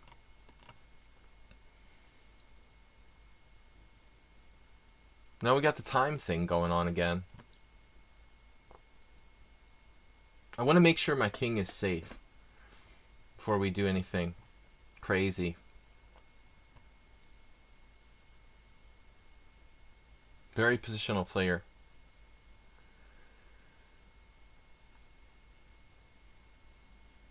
No sleazy text messages. These are all business-like. I'm thinking, I don't understand. You know what I mean? Almost looks like, you know, legitimate. Rook e3.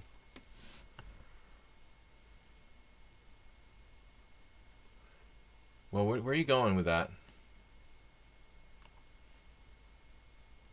Where's he going with his rook?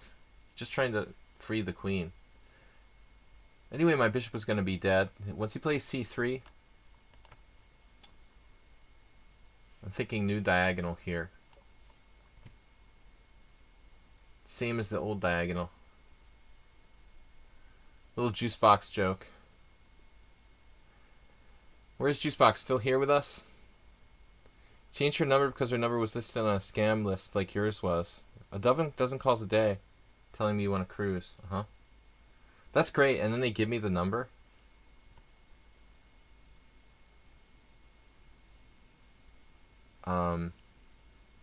You gotta give me a break here. Wow. He's on the 7th on me? Dude, seriously? Wow.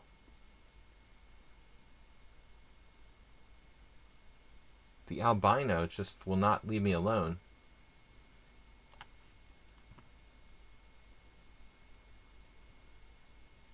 Slightly dangerous situation here.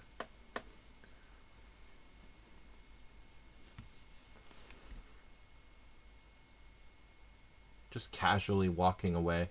Nothing happened.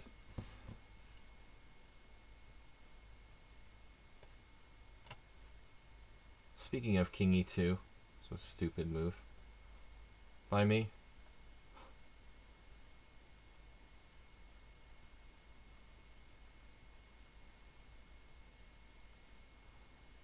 I mean, we better act fast here. What is going on?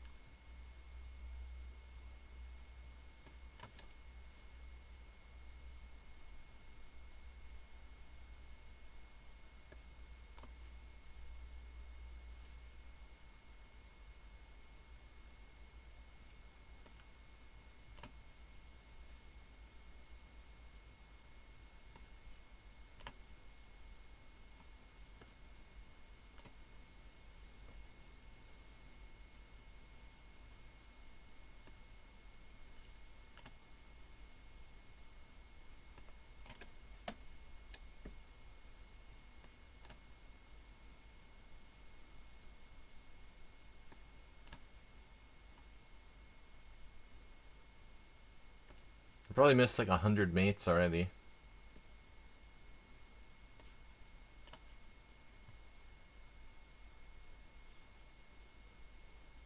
Alright, I don't know, man. That was kind of a crazy game. I had the feeling you were doing okay until a point there. Maybe you were even just better. When I let your rook on the 7th, I felt unsure. And even toward the end. There's an app that will play memes to suspicious numbers. They cost about $5 a month. That's cool. You have over 300 numbers blocked on your phone. Yeah, I'm going to be there soon.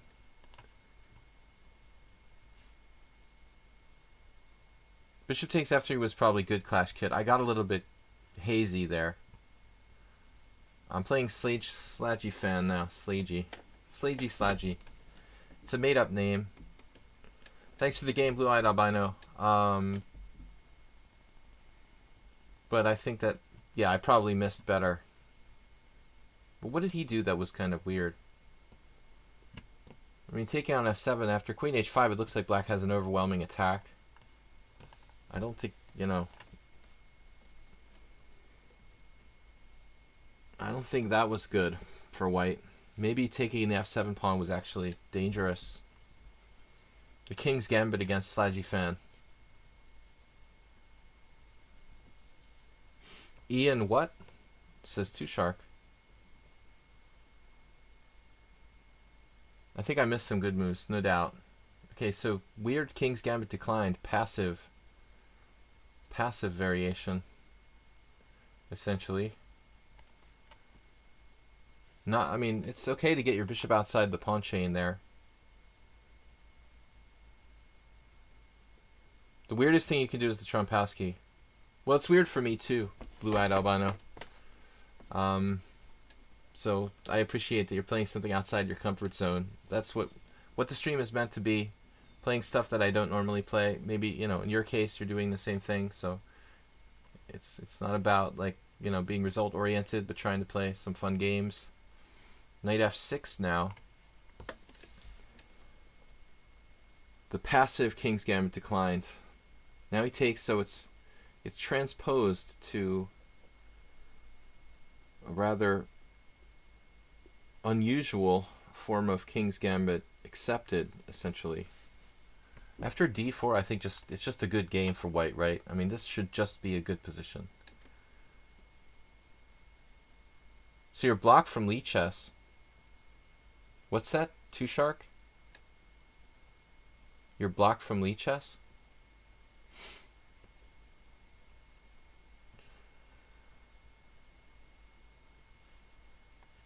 Alright, typically, black doesn't really want to give up that bishop in this type of opening. So white now has succeeded in gaining control of the center. This is the strategic goal of playing the King's Gambit. Essentially, trying to undermine, destroy black's center with the f-pawn. We were able to do it. Now, I think white just has a good game. But we have to make sure we maintain the center and we keep it supported. And I don't know, not being a really regular King's Gambit player, really know what my best bet is here. I'm gonna play this. We're in this Trompowsky spirit of things. It's a reverse. More like a Spanish. Bob's going to get crushed. Yeah, I'm not a big fan of a6. It seems like a bit of a waste of time. I guess I could even play bishop a4 here. If we have knight takes b5, and it's good. But I don't think we have it. His bishop could go back. I think we have to take here. What would David Bronstein do? We have to keep asking ourselves. Aficionado of the good old King's Gambit. Still, okay, Bob's position, it looks a lot like a Nimzovich defense now, which I played myself, except for this F file.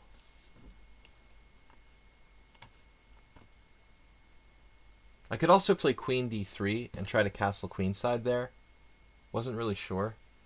Queen d3 is probably a good move all around, just centralized. You got queen d3, queen c4. You've got pressure on the a6 pawn. You keep e4 well protected. You connect the rooks. But I think my king is a tiny bit safer on the king side, because black has play here. He can also use his pawns. You just watch Kasparov video. He calculates so many probabilities variations. It's the key point of the game. Or do our basics more crucial? Yeah, I mean, I don't know. I mean, I do know, actually. I think that calculation is important. It's very important, but I think that first and foremost, you have to have a good strategic basic understanding. D5, wow. I mean, nobody starts playing chess in their first 6 months of the game starts calculating like Kasparov. Or maybe if you're like a mathematical genius or something, but you have to master basic strategy. I think that's more important. Calculation is key too. But without strategy to kind of guide you, I think that's not enough. Even a lot of masters can play very well without the depth of calculation. But I would just say, like, whatever you're more comfortable with. I mean, some people are more calculation based, some people are more strategy based. It depends on your strengths as a person, as a human being. Are you very good at calculating or not? So it can also be a matter of personality. So wow, this move, okay. This could get kind of weird. But I'm just hoping here that e5, our space advantage seems to me to give us an edge. Knight e4, Bob, I have an idea of what I want to do with this position. Now I'm actually having second thoughts. Damn. I think we're better, though. We're definitely better. I have a plan. Let's see. The F file, I mean, that's the point of our opening the King's Gambit. One of the points is to open that file, get pressure along the F line. We have more space. I don't want the position to open up where his bishops are an advantage here. You can have multiple login on lichess because they don't restrict households from playing lichess, right? So you can have a roommate who is a grandmaster and you're playing another room, you know?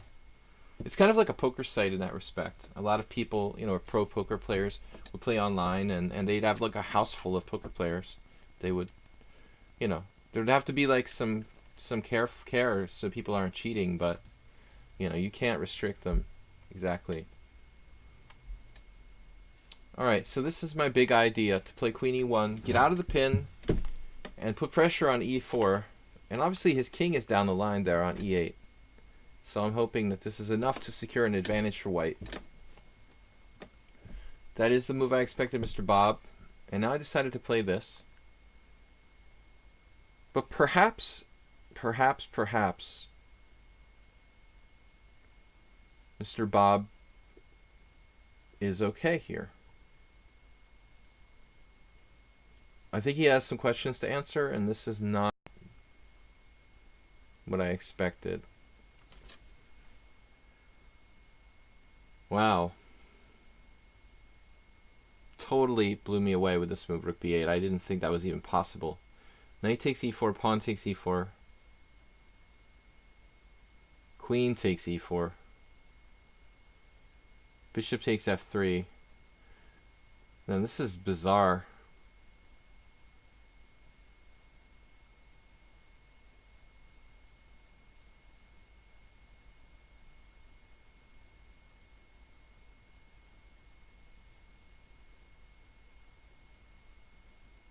We definitely didn't think this move was even a vague possibility.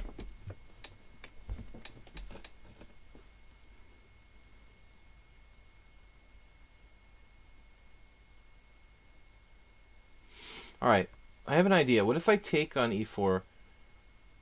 Bob's doing the nephew. Take on e4, pawn takes e4, bishop takes. Yes, bishop takes. Bishop takes.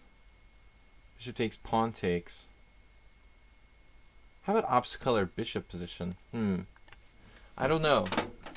If we play the opposite color bishop, I was thinking we could trap Sladgie fan's king in the center of the board, essentially.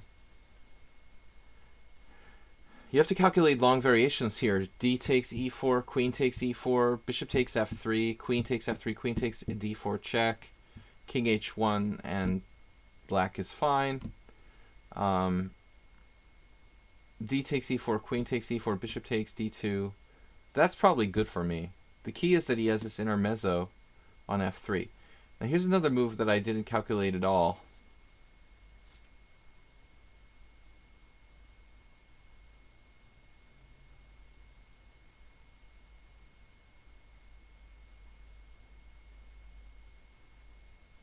But I think that I'm probably still better here.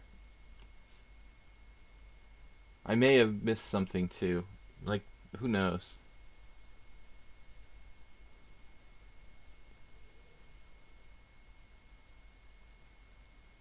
$30 to $40.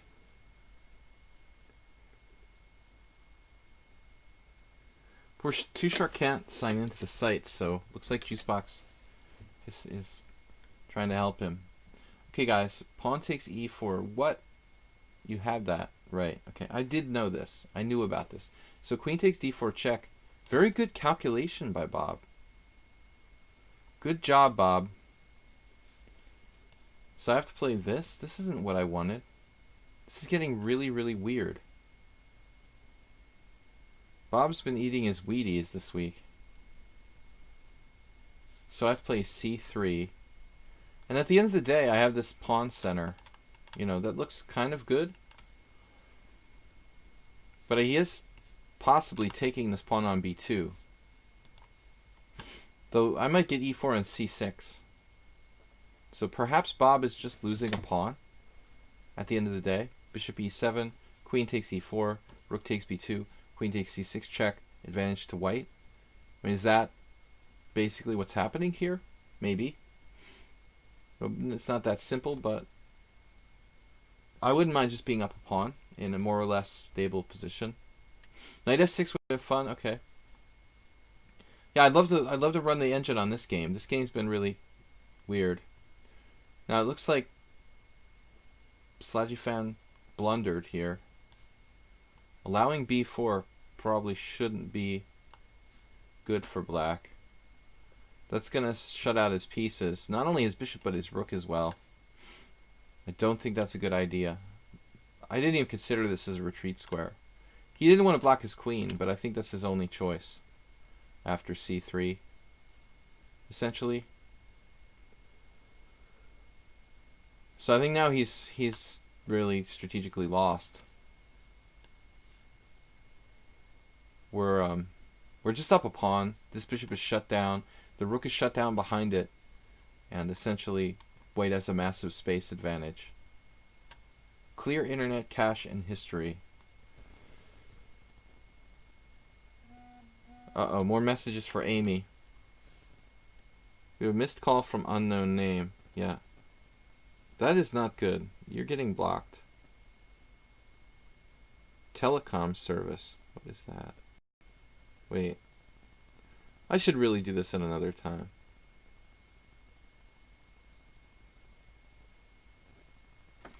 Alright, we will do that later. So, focusing on the stream here.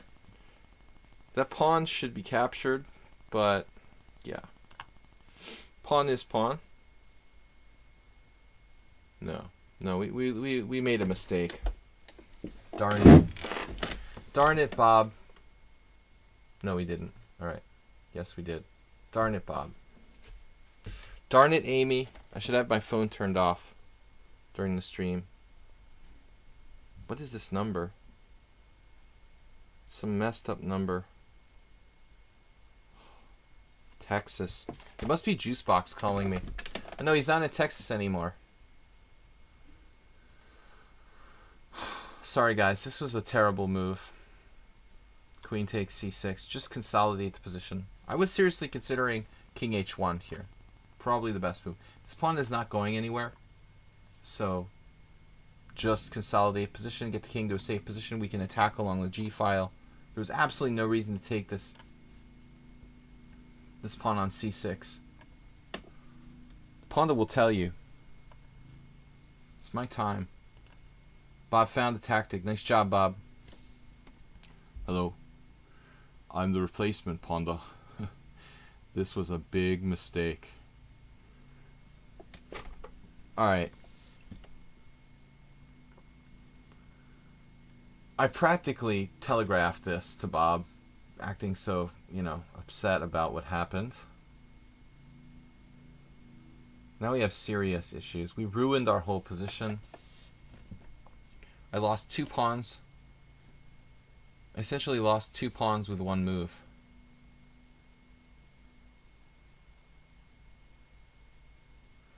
OMG.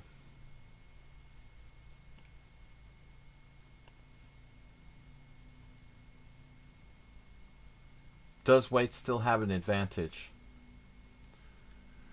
Probably not.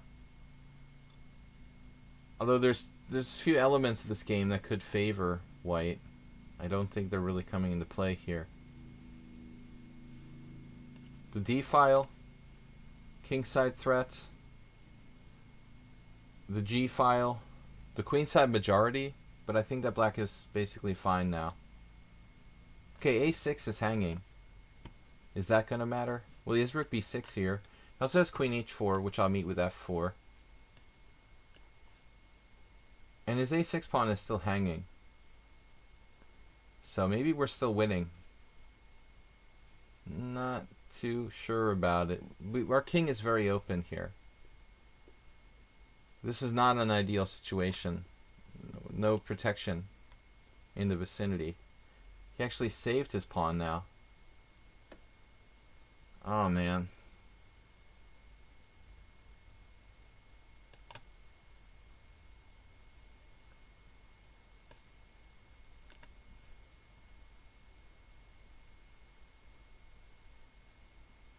Yeah, good job by Bob. Good job by Bob. Let's go with the queenside majority. Majority. Ooh. Oh, yes. But that queenside majority is looking pretty good now. I could even take on a5. This is clearly better for white now. Wasn't really great what Bob did there with the final. Bishop d6, queen takes a6, rook a8 would have worked apparently. Okay, Bob, good job finding bishop takes. Bishop takes d4. I let myself fall asleep there. We're gonna play juice box. Turn off my phone. It's getting annoying. They're really active on the caller list for my ex-phone owner now. Gotta be kidding me. Phone turn off. Why wouldn't it turn off? Alright, bye-bye. So h3 from Juicebox Wizard. He's trying to play according to Weird Wednesday unusual openings. h3. The only way I think this can be a good move, maybe if you try to play a London system with like d4. So probably I should play e5 to try to prevent that. And anyway, the Grob delayed. I like this against the Grob. The Grob proper, probably the best way to play the Grob is like g4, e5, c4. In fact, it's an interesting line.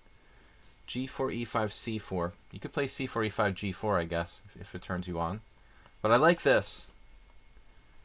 We decided with Roman Chinchiashvili long ago that, I don't know how it came up, just a random blitz game, but we decided we liked this. Trying to play this now. Juicebox Wizard is kind of preventing h5 with this move, which makes me angry. Like the Incredible Hulk. It looks really weird to play e3, but it makes some sense. He stops h5. That's a very key break here. Can still convert to an English. So let's play d5. Discourage c4. I don't want him to get a... Yeah, knight h4 is the point. I don't want him to get a good English. Can you please play me next? Oh yeah, Too Shark, of course. I mean... If you're a subscriber, I should play you next anyway. We have h5, then we're doing it. See, this is the drawback with knight f3. He blocked his own queen. So I've got this. Ponda.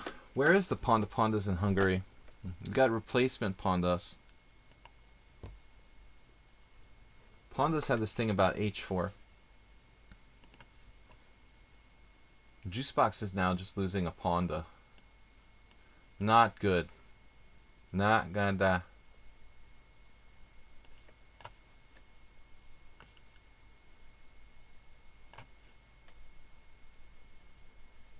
We've punished that Grob. The Grob no longer. The Grob no longer exists, essentially.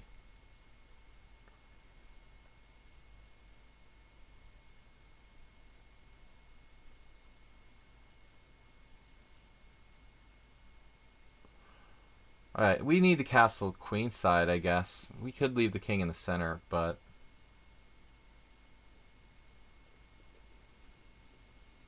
Do I have e4 here? Just winning? That's a lot of pins. E4, take, knight takes. Queen takes, king takes, knight e5.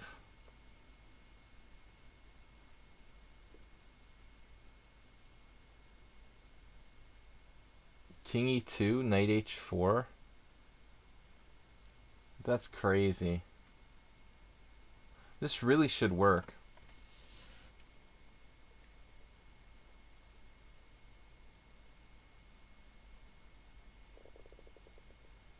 Maybe I could have just played bishop e4 first. I was almost going to play this anyway. But if I played this first and he played bishop e2, then I'd have e4. Then he would have c3. Also, he has an in-between move. Alright, so we'll try this.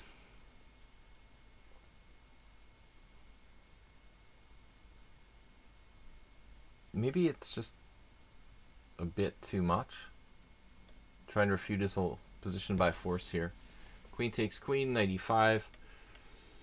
Knight d2, knight h4, king e2. I'd rather not trade queens if I can help it, but that's where we're at here. And I think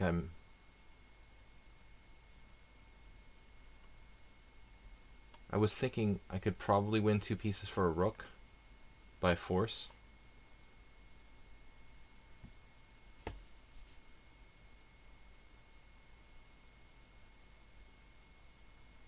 So king e2, knight e5, knight e2,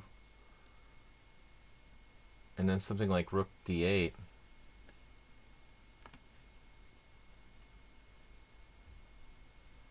And the pawns are even, so I mean really winning 2 pieces for the rook should win the game.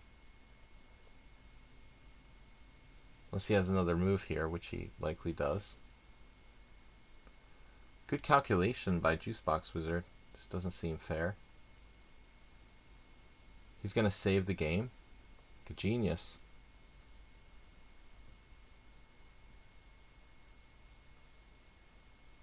The best reply to the Grob. Grandmaster approved. Man. This is stupid. I had better. Bishop e4 first. Would have been really good. Thank you guys for subscribing and supporting the stream. I want to thank Clash Kid for donation today, 250 bits. Juicebox just panicked with bishop e2. So the whole point is he has this ridiculous move, knight g5 now.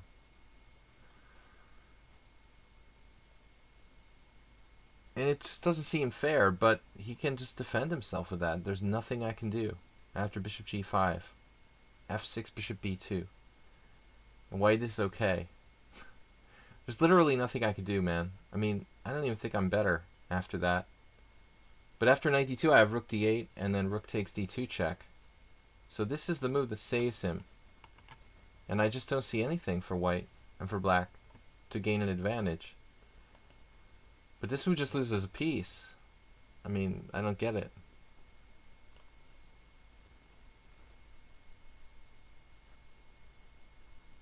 So Tushar is next. Maybe we'll have time for one more game after that.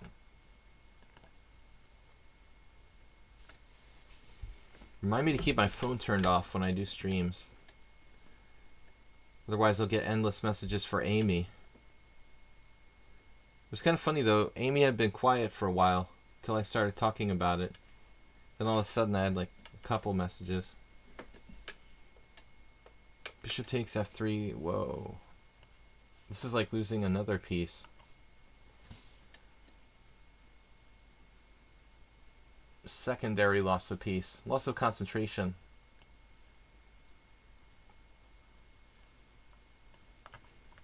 So I think Juicebox just totally lost his concentration. Check this out. Like if he plays knight g5, I don't think I'm even better here. It's hard to believe. I mean, I'm all stacked up with the triple attack pin.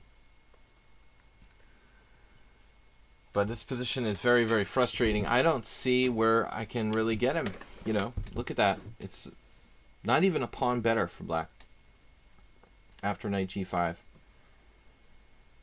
So I realized as soon as I played it, the e4 was a little hasty here. Right about now. Maybe I missed a future move that was bad. So e4 is okay, but I have to do in between move bishop b4 or queen f6, some sort of tricky move. I was looking for this idea, but it didn't occur to me to play queen f6 in this moment. But the recapture on e4 isn't good enough. Apparently, I have better though here. All kinds of better moves. All right, good calculation, me. I'm gonna play Tushar, and then we'll see if we have time for one more quick game or not. If she has problems, you can yeah, absolutely. You know, feel free to donate to support Amy. It looks like she needs the help. All right, Tushar is 2307 now in rapid. Wow, is that your best? Getting really up there. Okay, guys. Next stream tomorrow will be a subscriber stream. It's game analysis, 4:30 EDT on Thursday. I'm a bit tired. I think I could have played better. Yeah, Juicebox, you seemed like you were distracted, but I know it's late out there in Cambodia. Definitely, dude. So Tushar is white. Unusual openings I'm supposed to play. What do we do against Tushar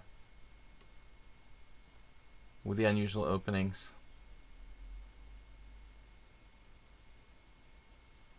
I don't know. I want to play e4, e5. I just feel like I need to play classical openings. Baltic Pike said, okay, Michael Stater. So Baltic Pike is the next guy. If I can get the time, if I have time, I'll play one more game. You know, against you. You're going to subscribe with the Twitch Prime. Awesome. So we'll try to play that. I'm definitely not going to play that 7+3. You know, probably not the other game as well. He played the Bishop's opening here. Clash Kid 215 from McDonald Amy. Thank you. I'll make sure Amy gets it. Bishop c4 and Tushar is playing the Bishop's opening. So what are we going to do? Normally knight f6. Is there anything we can do that's a little more unusual? Okay, c6. This is like a less standard continuation. Let's try this. I had a friend who played this years ago. He lost very quickly to queen h5, but I don't think that's a good move. Now knight c3.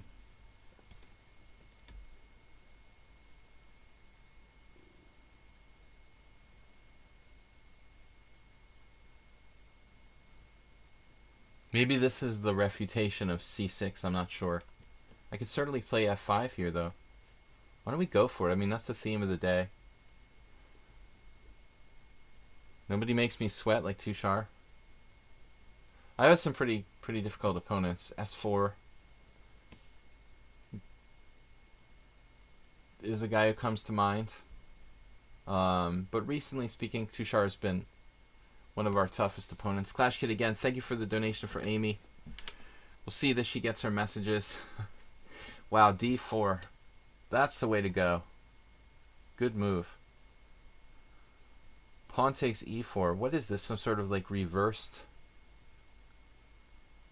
opening, essentially. Pawn takes d4. Queen takes d4. Pawn takes e4. We go with the flow? Is that what we're saying here?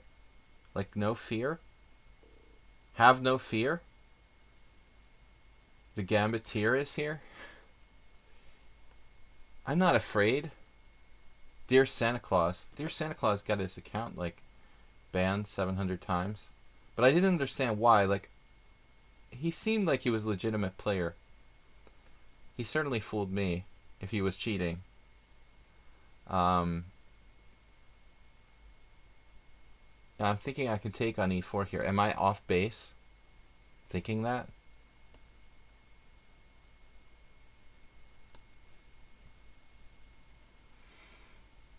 You gotta prove it. You gotta prove it to me. The only thing to fear itself is fear. That's what my dad used to say. Who was that quote originally? Some historical figure. Was that like Roosevelt or something? F takes e4. I'm totally getting screwed up on these quotes.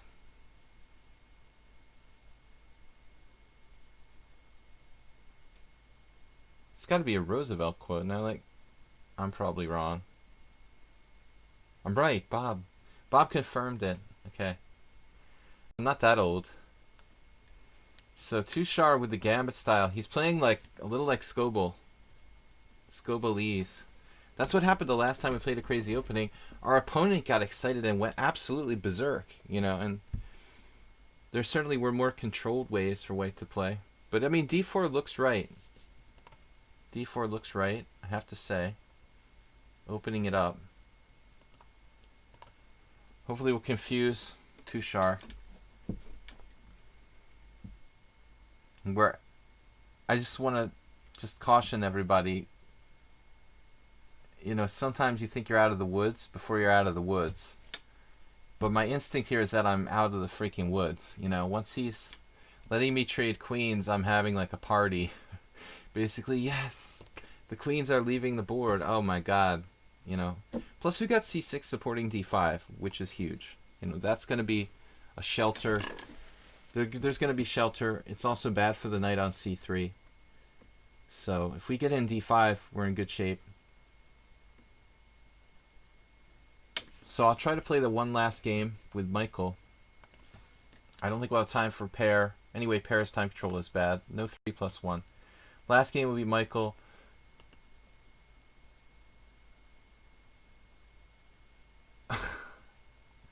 Alright, somebody time out Bob. Queen takes e7. Knight takes e7 would cause problems with coordination here. So we got to take with the bishop.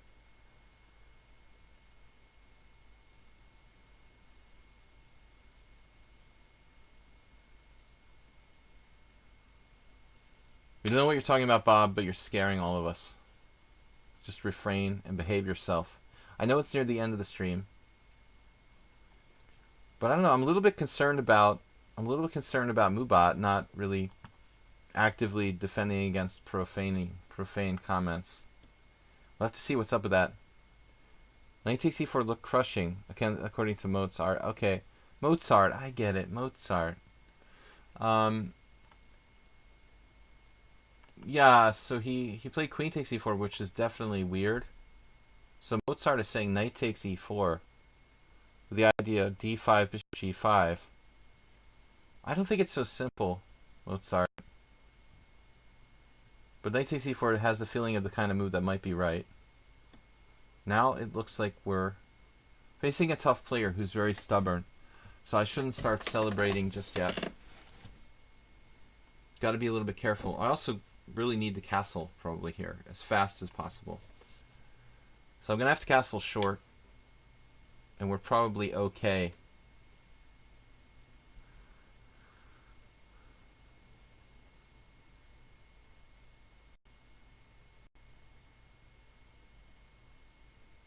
Castles, kingside. Mubat looks the other way for regulars and subs. Bishop f4. So he's trying to castle queenside apparently. Alright. Well, I'm not concerned about that. That's fine. I want to go over here. Protect my h7, get the f-file. Our king is relatively safe. We're very lucky, I mean, that we got away with this really, really funky f5 for the second time today. That's the point of the stream, though. Have some fun, play some weird stuff, see if it... We'll throw it up and see what sticks to the ceiling, right? Bishop f4, castles kingside. And now castles queenside. No, he surprises us, changes his mind with castles short. I need to develop my pieces. Develop, envelop. What about just don't? My Anatoly Lang joke. Bishop g4.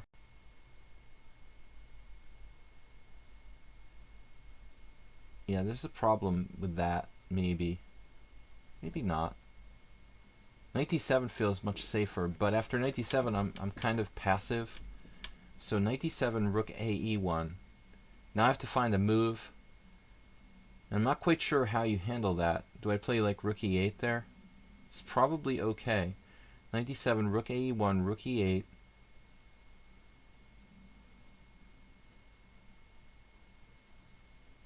seems strange to leave the F file with my rook. The other possibility is bishop g4.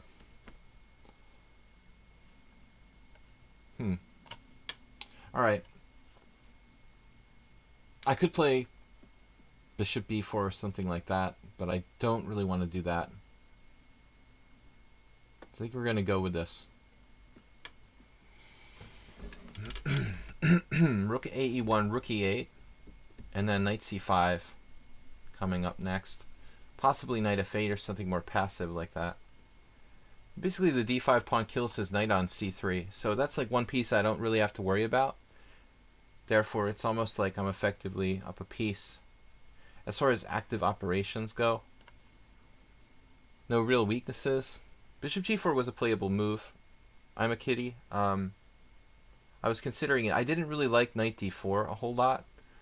And I'm going to probably have to give up my bishop to the white squared bishop. You know, give up my white squared bishop, leave him with a bishop pair. I wasn't 100% sure about that. Alright, now I have to think, because he's stacking up on me. That's a move I just totally did not foresee. Really need to trade here, I think.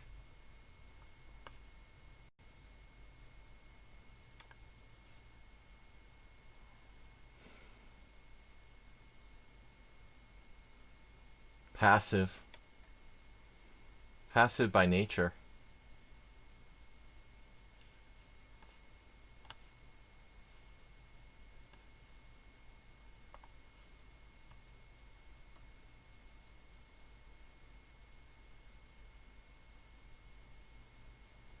Now, black's position is the picture of soundness.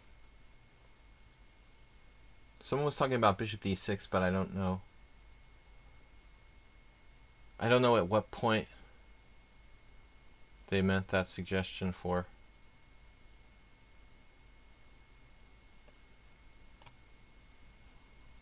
I'm going to keep it simple.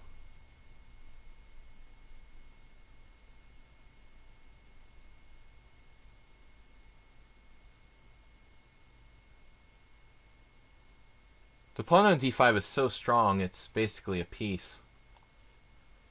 That's why white is... I mean, that's a risky move for him to take with a pawn. All pawn moves are essentially weaknesses or weakenings of your position.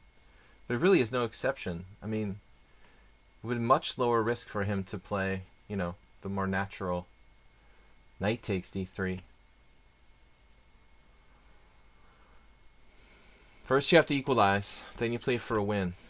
Rook e1 was a strange one. Well, I mean, I don't know. I can't really say it's a strange move. I mean, that was his intention out of the gate when he played that move.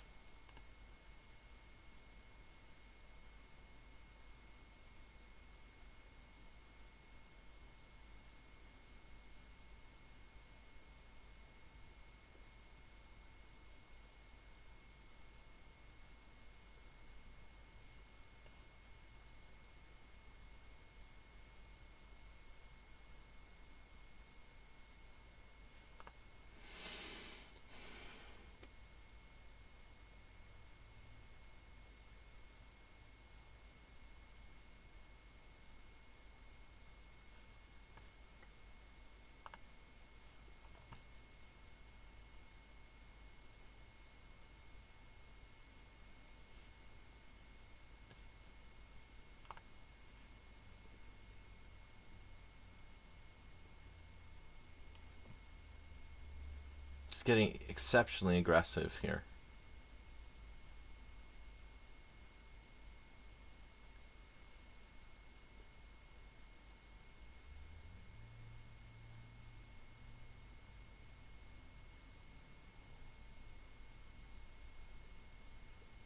Black should probably be even a tiny bit better.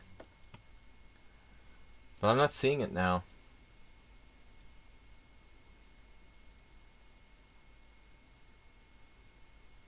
He's played with a brilliant tactic. Just an absolutely brilliant tactic. Wow. Wow. What?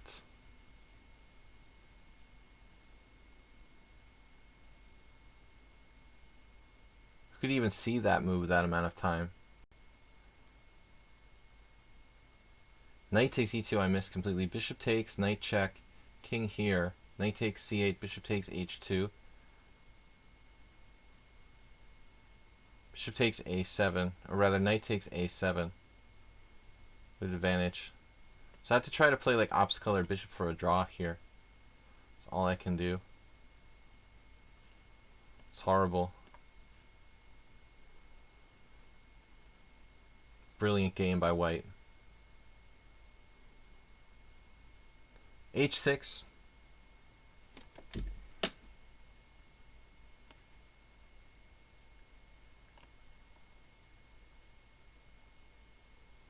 h6 was a weakening of my king side, but I didn't think it would be fatal.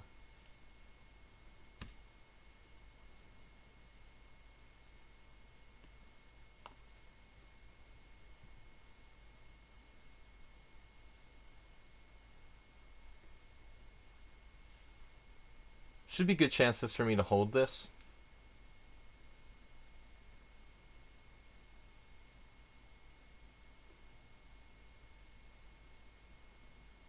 Now it's objectively a draw,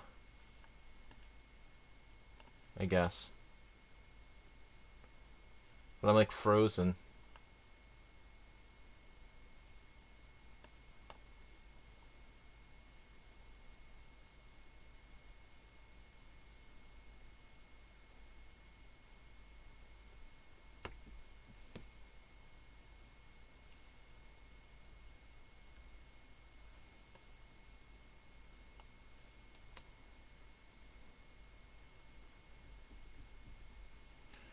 Alright guys, one last game before after this. I said I would play Michael. This is going to be a draw now. I believe. There's still some theoretical way I could lose.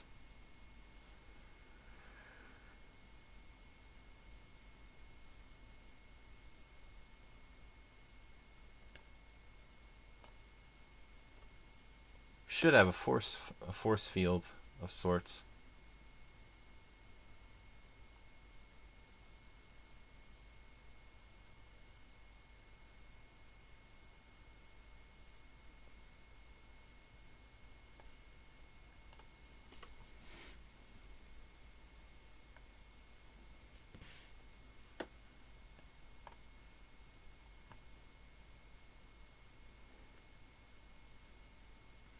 The tactic's unbelievable.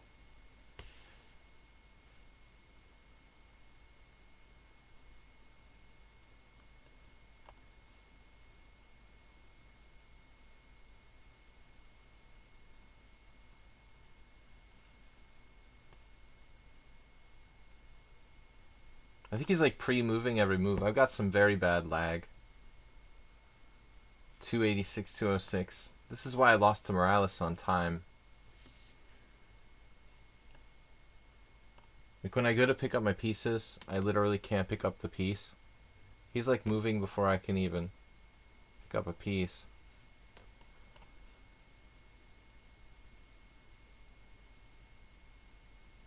Okay, I do have a strong passed pawn here, essentially. That should keep me in the game.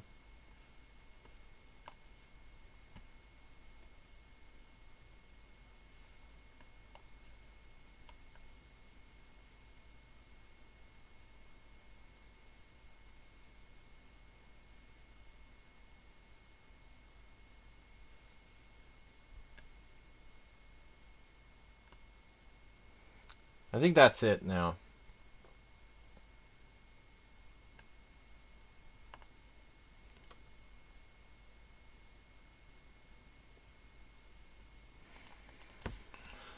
Alright guys, I apologize for the bad lag. I don't know what's going on with the internet here. But last game I'm going to play. Got crazy lag. I'm going to play this last game with Michael. I mean, the lag is out of control. But it's not lichess's fault, ever. They always have a 6 ping to their site. I don't know how that's possible. Afro Jojo is a guy with a gangster face. in funny French movies. Okay. Last game, guys, then I gotta go. So, are we here?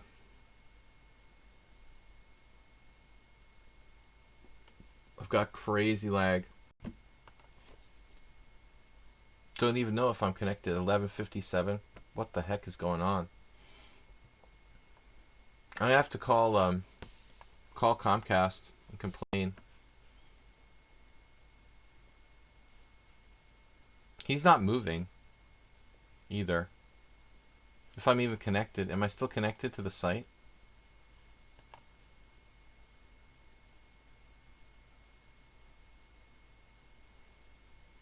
Okay, I don't know what's up.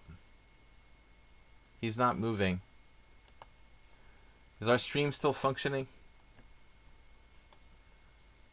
Couldn't think much while playing on mobile. Yeah, that was terrible, dude. You played horribly, Tushar.